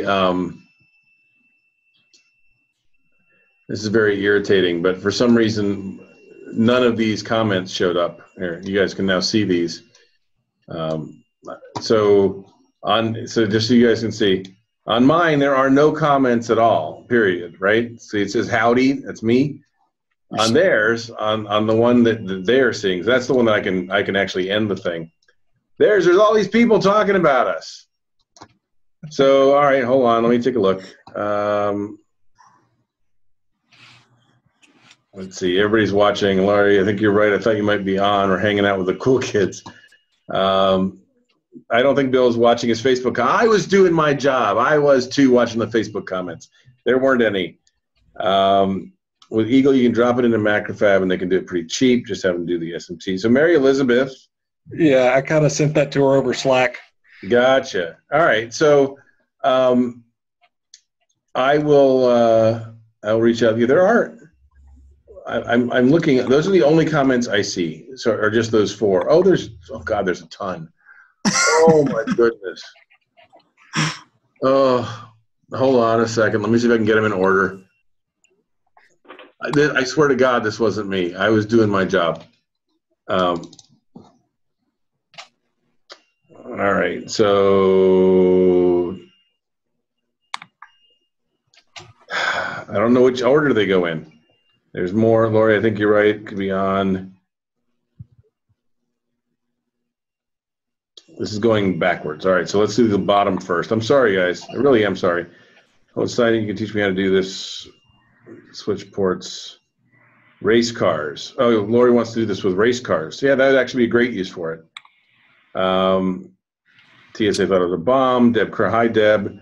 Hi, Julie. All sounds good. Erica, hi, Erica. That's Ella's mom. Jonathan. That's Max's dad. Hi, Lori, Kim Gibbons. I'm so glad you guys are watching. I didn't think anybody was on. I was actually chatting, thinking we were only the geeks here. Four of what? Except for my office, 4 different toys for 4. No. So Lori McGowan, I was talking about 4 different boards. So you'd have 4. You have a total of 20 different things you could connect to it. So 5 relays per board. It's exposed. Anyone can touch it. It should be rounded. Safety is a factor. Okay, looks correct. So we need to figure out how to round those corners. All right, so we'll have Trip do that. Right, Trip? Yeah, I mean, I could. You can figure it out. You're a smart guy. Yeah, we could probably get that. We don't really. I'm not very good with Eagle, but we could definitely take a look at it for you. So, John, is this 2-ounce copper pour? Is that what you said? It's 1-ounce copper board. 1-ounce copper pour. Okay. The way I had it designed was for 3-ounce. Right. With the 16 mil, but we wanted to drop it down to 1. Right. And so that's why I got to take those few up to 32. Yes. A couple of people would have looked. Okay. Mary Elizabeth. Mary Elizabeth, I wish you had joined us on. Lori McGowan has now finally joined us here. Mary, I don't see Mary there. Put your hand down. Hi, Lori, you can unmute if you ever would like to. Yeah, well, Zoom and I are having a love-hate relationship tonight. It's okay. Hi, glad you're there. Hello. And That's Mary, why I went over to Facebook. You know, I understand it's been a technology challenge week here. Eagle, you jump in. Okay, so now we're caught up, I think. And I swear to God, I mean, I showed these guys my screen that shows my. This is a Facebook problem. This is my screen that shows what the comments are.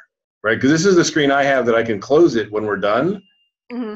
Not one comment other than mine. so I was trying to do my job. I was just failing. Okay. No, I know. You were hosting. You're doing what you're supposed to. Yeah, that's right. So I was just trying to point out that there's really good stuff being talked about on Facebook. Gotcha. So finally, well, fix it, please. Look again, please. Love you anyways. Bottom from top. Okay. So thank you. Good to see you, Laurie. So, and you want to do the race cars with this, huh? Well, I was asking. I came in late, so I missed the beginning of it, and I was a little lost until about halfway through, and then I figured out what you were building. We're building we're building. I'll show you a picture if you haven't seen it yet. We're building one of these. Yeah. No, I got that. I figured out what that was about halfway through as you were chatting. Gotcha. Yeah. Good. So, so now that I can see all the screens, are there any questions? Does anybody have any comments? Trip, do you have anything else? I mean, yeah, I mean, I just now saw the thing, so I mean, I'll definitely take a look at it. Yeah, nothing. I mean, I was curious, like, so like with the GPIO expanders that you're using over the I2C. Yeah. And so they're going to use like cut jump traces for those. So you mean for the addresses, the I2C addresses? So it's like the idea you can stack multiples of these together. That way you can get like more relays like out of the board, like kind of like daisy chain them. That way you can have multiple addresses. Or? Yeah, it lets you stack them, right? So if you, I mean, I don't know that it's necessary for anybody, but cutting cutting these traces changes the address, so that if you wanted to stack 2 and have 10 relays, you could without a conflict, right? You'd have to in your software you'd have to address the different address, but you could do it. So this way you could actually stack 4 of these entire boards if you wanted to, and you could have 20 relays. I don't think there's a need for that. But the high number of relays is why we are using latching relays, not non-latching relays, because there should be no current in a passive state. There's no current draw on any of the components here at all, right?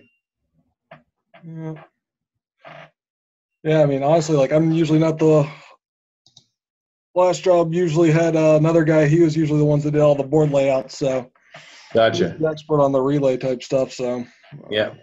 No, I think that 99% of the people out there, 5 is plenty. 5 is the right number for most people because you need forward, backward, left, and right, and then you need activate. So if you think of a joystick with a trigger, right? In a lot of these projects, we're going to be mimicking a joystick with a trigger. So 5 relays is the correct number, the high end of the number. Most people using this board are going to use 2 of them, right? They're gonna have sip and puff or something like that. They're not going to use 10 or 20 of these relays. But as long we have the addresses, you know, for all I know, somebody will use that same port expander for some other board, and we'll just need to not conflict, right? So changing the address is a good idea there. Make sense? Yeah, I mean, my only thought was like if you were to get multiple ones instead of having to have like an in-person cutter jump traces. I don't really know what everyone's soldering experience is, but maybe you could go with like a small dip switch package and then just not have them populated if they only get one, right? Like if you decide later that there's people asking for an expansion, you could populate it on it, but you could just leave the pads there and it would be there, right? So, and then they could just, you know, flick the little dip switch pads. Yeah. You'd have to change the logic here because it'd have to be normally open, right? Because these are all normally closed. But you could do that. You certainly could do it. You could do a pull up instead of a pull down. It's a thought. I like using the cut things for addresses because it really is something that only an advanced user is ever going to need more than one of these. Yeah. They're not going to have a problem cutting a trace, right? Yeah. So we even stole the shape from Adafruits. That's how they do their addressing. And I figured if it was good for them, it'd be good for me. So I mean, yeah, we've definitely looked at a lot of Adafruit designs. They do pretty good work. Yeah. Yep. So Jim Lubin said, did you say it can do 3 devices and 1 Bluetooth like to the phone? Yes, I didn't say that, but yes, it can do 3 devices and 1 Bluetooth like to the phone.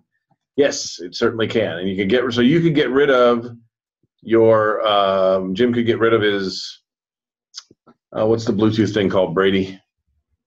The little device that people use for a Bluetooth switch. Bluetooth? No, it's colored. It's the orange and white one, AbleNet.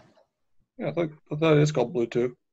No, not the AbleNet one. That's Bluetooth. The one out of Canada, Tekla. Tekla, the Tekla Shield. Yeah, the Tekla. Jim's saying the Tekla. And so, yeah, he could get rid of his Tekla because he could use one of the Bluetooth chips, one of the feathers that has a Bluetooth chip, the NRF52, the NRF51 with the M0, the ESP32, right? Any of them. How is he getting power to it then? The Tekla takes power from the chair.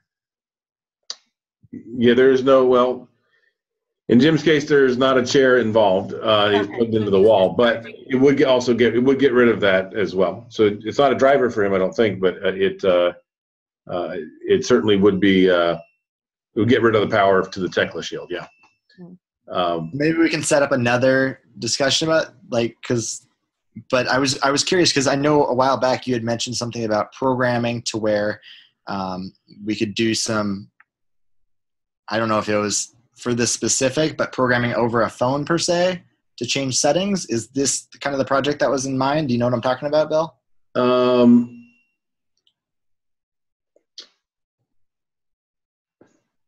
No. No. Does anybody know what he's talking about? To the phone so that he can run the phone. Yeah, in this case, he's trying to send Bluetooth keyboard keystrokes to his Android device to make them act as switches, so he can use switch control. Yeah, so he can use a cursor on his phone. Yeah, so that one I get. I mean, it is certainly true that if you, so in the center of this picture right here, right? Let's go to the 3D because people can't see it. If this piece right here was an ESP32 Featherwing, you could go to this thing and control it or configure it via Wi-Fi, right? If it was an NRF 51 or 52, you could configure it via Bluetooth. But the Bluetooth would probably be more valuable used as an HID device, at least in Jim's case. Okay? I remember what was in my head. It was about automatically connecting to Wi-Fi and switching back and forth from like a host to a repeater, maybe? So it is true that the NRF52 has the ability to be a USB master and slave, but that's not the right words. A server and peripheral. There you go. Thank you. Server and peripheral. But the server part essentially doesn't work right yet. When I last tested it, it didn't work correct, or at least on the Bluetooth Feather, on the NRF52 Feather. It would let you. So one of the nice things about that is it would let you use things that already know how to talk to Bluetooth. For example, a mouse to control this, right? So that you could use a Bluetooth keyboard to control this, if that was in server mode, in a Bluetooth server mode. That is an option. You could have a key, like a 9-pin keyboard, you know, the numeric keypad that could turn these things on. It would be very useful. Unfortunately, there is not a, I don't know, Trip might know. Trip, is that ready? Is it done? Yeah, so I've actually worked pretty extensively with the NRF52s, and I haven't messed with the Adafruit in a while. So they have their own like proprietary stack that runs on there on their Feather chips. Yeah. And the last time I checked, they only implemented a peripheral device, which means that you can't have two Bluetooths talking together because one of them has to take the role of like the central. Right. But with that though, my one thought is, as far as like if you wanted to save settings or do something like that and wanted to talk from like phone to Feather, right? They have implemented a like kind of a UART based protocol, like over Bluetooth. I can't remember the exact word for it. It's actually very similar to the reference firmware. It's the NRF. It's the NRF UART stack. It's the Bluefruit stack that they have, the UART stack. Yeah, and they've implemented quite a few things in there. They've done keyboards, they've done mice, etc. And one of them, is the UART, which is like completely compatible with the Nordic Semiconductor's like reference stack for that. So they do have at least a couple like reference Android app designs. So it'd be completely possible to actually pass information over the UART via Bluetooth, and then like use some of their Android apps as like a starting for that. Yeah. And then pass your settings down to it and then store it in non-volatile memory. And so just to be clear for everybody listening, because most of them, you just lost 99% of them. But to be clear, that's true of any Feather design, right? So that's true of the NRF52, whether they're using our board or not. Everything we're doing here is just a client of that, right? This is just a peripheral for that. There's also the option of the ESP32, which also has a Bluetooth stack. So there are a lot of options, and what's nice about this design is it completely allows any Feather board, right? We could use the new particles, could drop in here. and we could use them as well because we're only using the I2C port. We're not using any pins or anything else like that. We're using power, ground, and I2C. I see Mary Ellen joined. Hello, Mary Ellen. Hello, can you hear me? I can. I even figured out what MEMCC meant.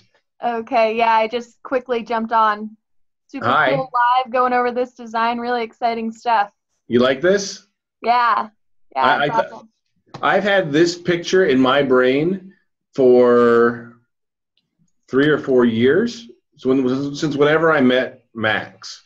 And I actually, there's a video out there of me showing this, a video asking Adafruit to please make this. It came out right after they came out with the feathers. And I talked to them when I was up there. And basically they said, look, make the design, work through the bugs, figure out if it works. And if it does, we can help you with manufacturing and distribution and stuff. But I am very excited that this is finally going to be done because this really opens things up. I mean, it sounds like you're in a position to understand what this thing does, right? Oh, yeah, absolutely. And actually we've done, one-offs, not of the entirety of your design, but for our users as well. Right. Switch boxes and sending over, HID keyboard strokes to a tablet, depending on the switch that they use. So yeah. I have, I don't know if you guys have seen this. I want to show for Mary Ellen. I don't know how long you've been paying attention to us, but I'll show you what I never, ever, ever want to do again. Let me see, Ella relay board. All right, what I never ever want to do again. Give me the pictures.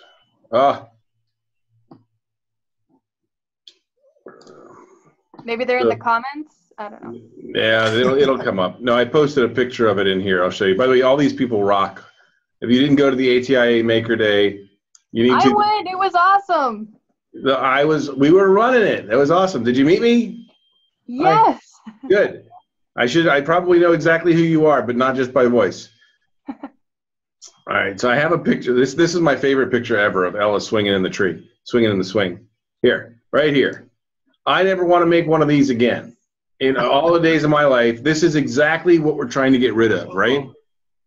And it's so easy to screw this up, right? There's too many wires. This one's only 3. When you get up to 4, like Jim needed, or 5, like we can do here, the number of things you can get wrong is too high. You can't ask the high school kids to work with this because you'll break it, they'll break it, or in my case, TSA will break it. So I don't ever want to make these again.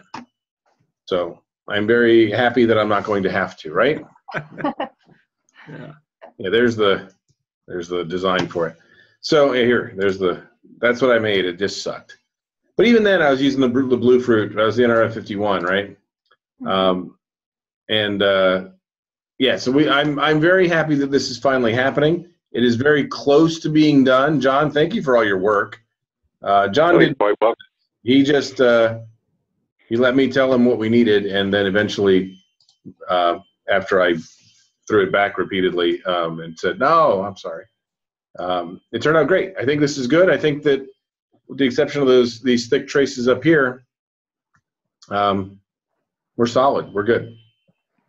So, guys, thank you all for joining me. I'm really glad there were people on Facebook because I was bummed that nobody showed.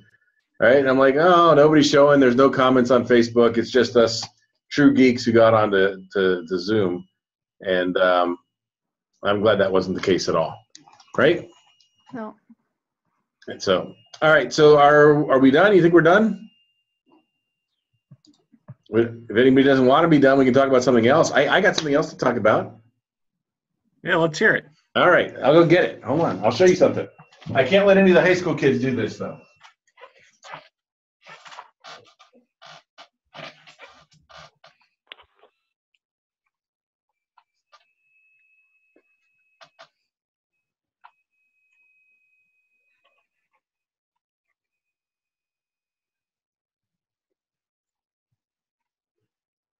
Is anybody going to Maker Faire? I pretty much only leave my house to go to work, so. Okay. You don't have to go to work. All right. Look what I got. Who knows what this is? It's a stamper. No. Some sort Nobody? of vice. Not a vice. No. Oh, it's a pipe bender. No. Nope. All right, so I did not make this. So this is a ransom rest. You might have been able to read it and just said ransom rest.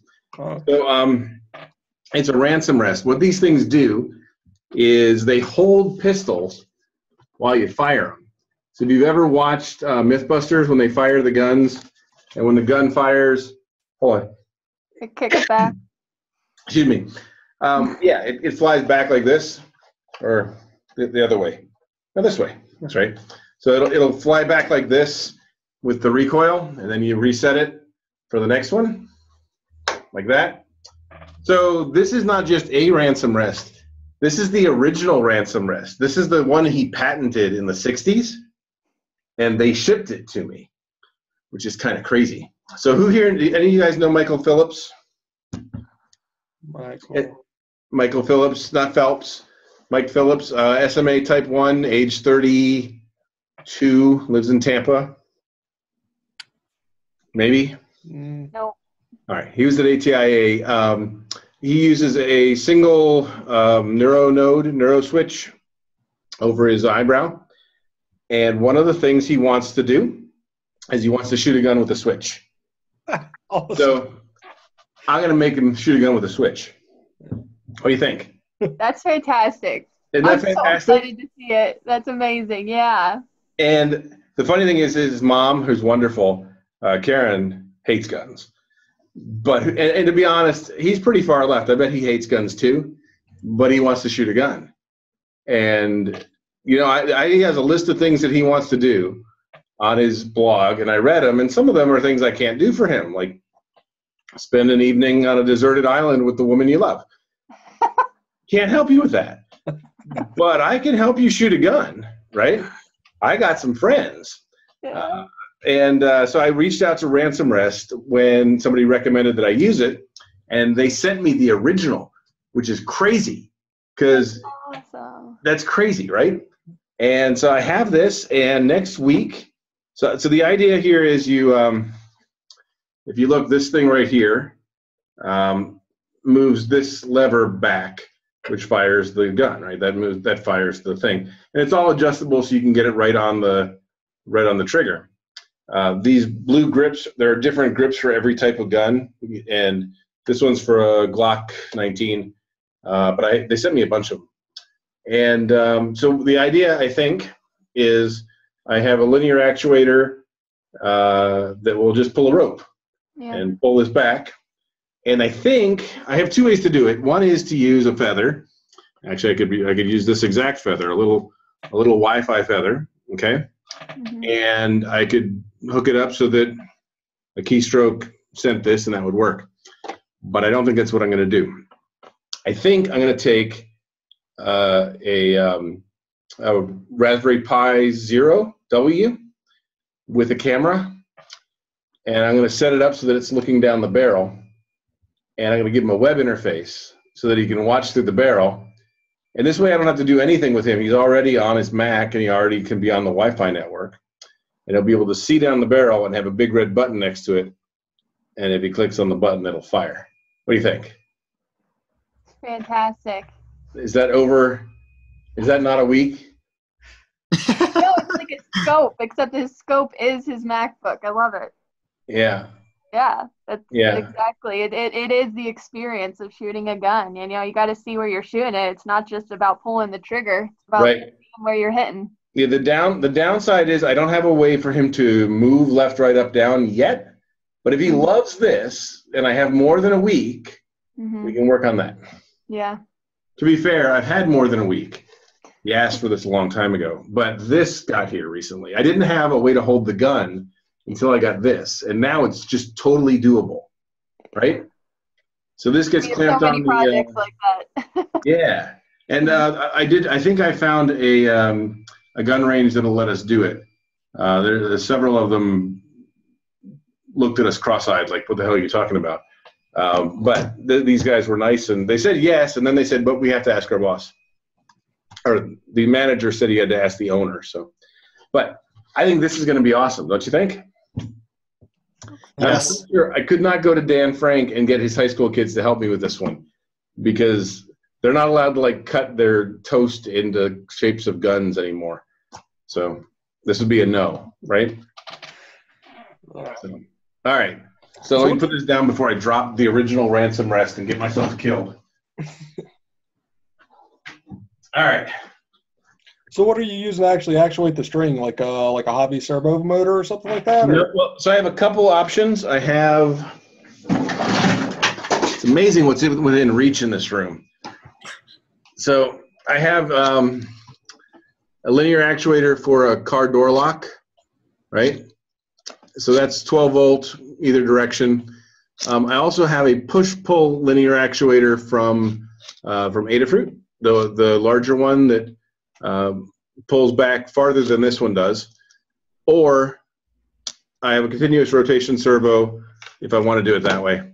One of those things is going to solve this problem, right? Yeah, I'd say so. I got to pull a string. If I can't figure out how to pull a string, something's wrong. Yeah. Right? I'm going to spin a motor that pulls the string, whatever. Yeah, I'm just curious, like, with, like, you got to meet the Adafruit people recently, right? I did. I went up to New York. I was on their show, yeah. That's absolutely awesome. It was pretty cool. If you ever get up there and you're in the right, if the stars align and you get to take a tour of the Adafruit factory, you should. It's one line. It's not a big building. They have 3 stories, but the actual manufacturing is one line. But it's really cool to meet them. People think that Lori and I are driven people, but Phil and Lamore are driven people. They do a ton. It's crazy. They never stop. So anyways, let me make sure nobody's waiting for me. Mad at me because I'm not listening. All right. Lori, you still mad at me? She's gone. She left. Ta-ta for now, she says. Okay. So anyways, yeah, I might meet them again. I'm not sure. I think I'm going to go to NomCon in Santa Fe, New Mexico, and somebody from Adafruit is going to be there. I don't know if it's them or not. And then I'm going to Arizona at ASTEP. Arizona. Really? Yep. So is that Brady? Is that your neck of the woods? Where are you? I'm in Phoenix. Yep. Are you going to that? Not currently, no. Why not? It's in July. What's your excuse? We've got some stuff coming up. So. All right. So I'm going to. But when you're here, I want to get in touch with you at least. All right. I'll be there for that. I'm going to be there, and I'm going to have Jeremy Legaspi from PRC and I are presenting on webhooks. You guys see my video on webhooks and how to control devices from high-tech devices? Control, if this and that from a high-tech device. It's not rocket science. You basically call wget or curl, but it's magic, right? All of a sudden you can put a button on any screen on a cough drop or a PRC or whatever and have it do anything if this then that can do. And it just works. It takes about 20 minutes. And all of a sudden you open up so many things for them to control. So that's awesome. Are you involved? Aren't they doing like a maker session before that? Are you involved in that? At ASTEP? Yeah. I'm involved in most of them. I should probably check my email. I believe the pre-conference is like a little maker session. I think they asked me about, it might just be 3D printing. Let me see. I'm doing one for Gate. I'd be all embarrassed if they tell me we're doing that. Gate as in walking, or? Gate as in Georgia Assistive Technology Expo. Okay. It's ASTEP in Georgia. I think, I don't know. I don't know.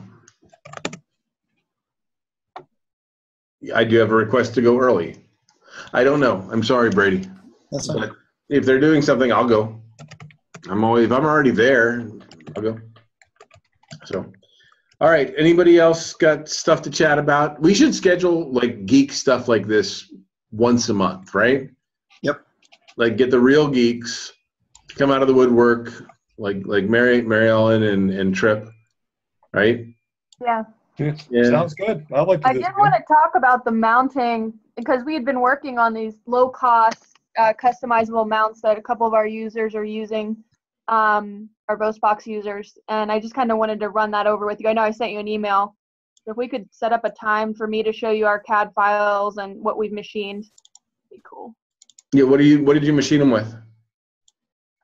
So yeah, we have a CNC mill shop that does things for us. They have both a lathe, and that's what we did the joints with. And yeah, we use the bandsaw for cutting up the pipes. Nothing too fancy, but yeah. And then just a standard 3-axis mill for the aluminum. Cool. That's more than I got. And so why the high-end metal? What is it mounting? What is it holding?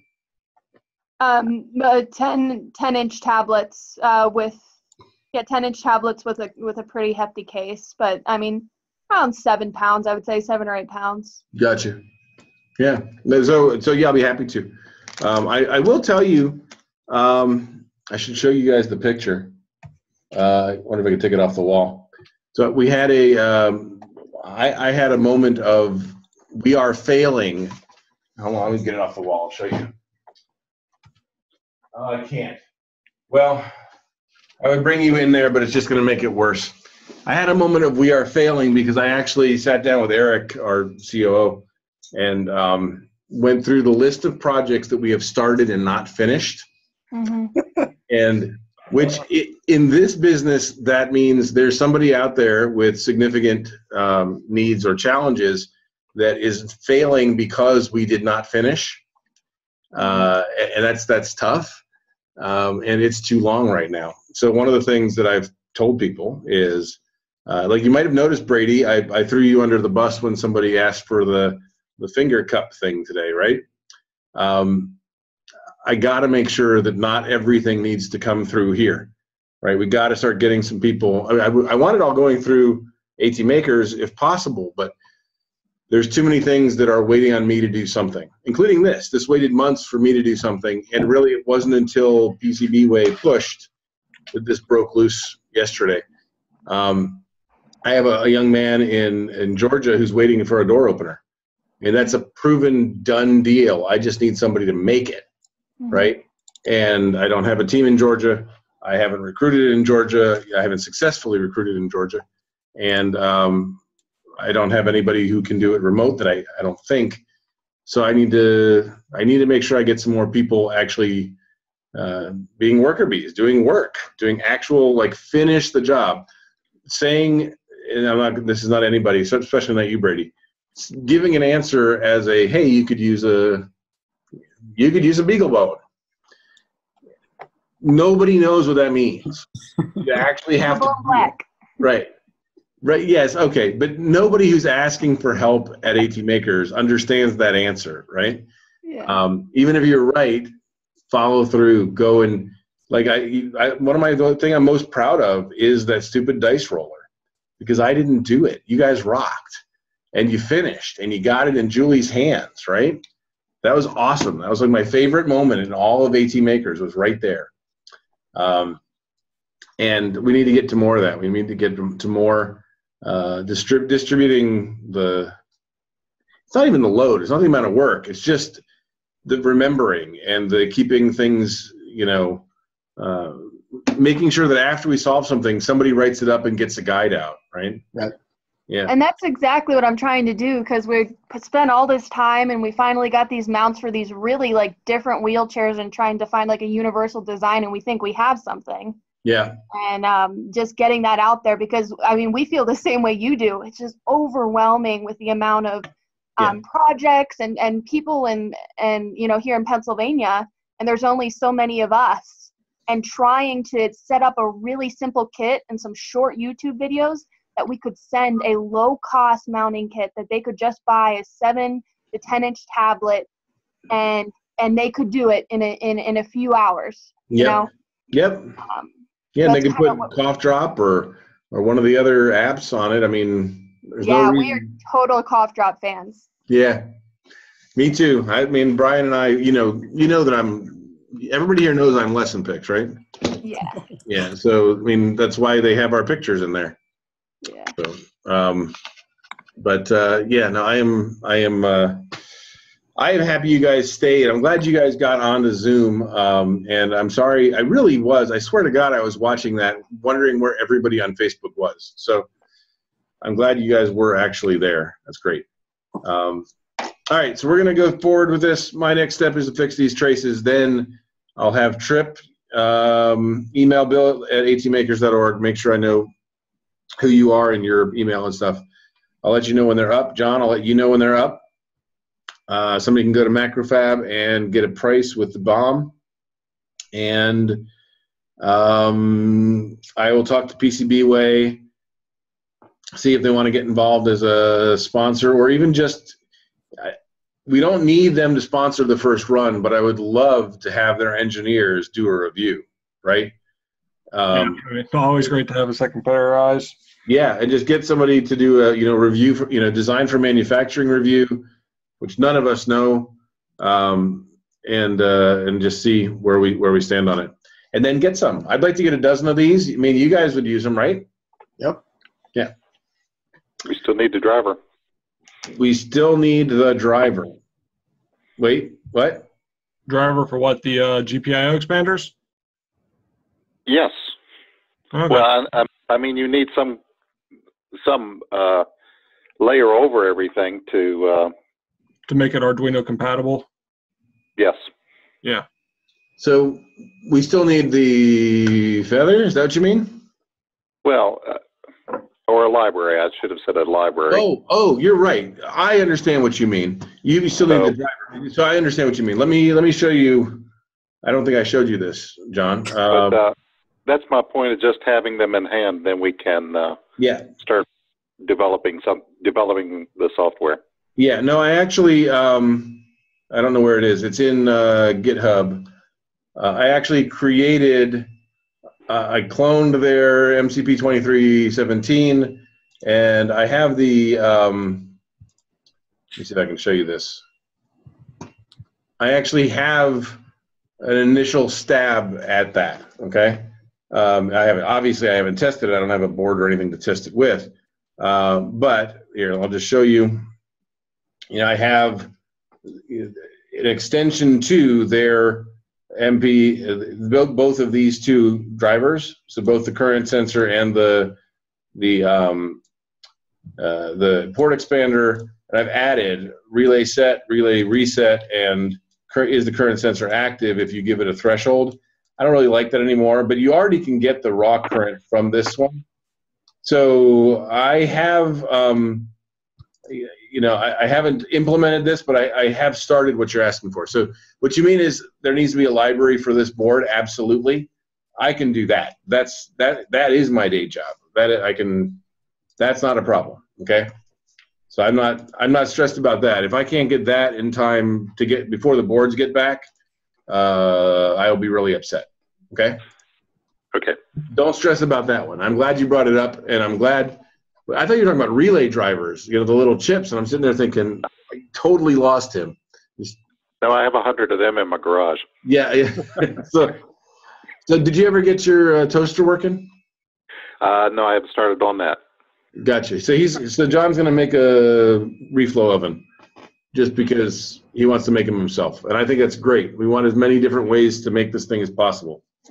So a few people understood that, right? Yes. Okay. One, Trip. Brady.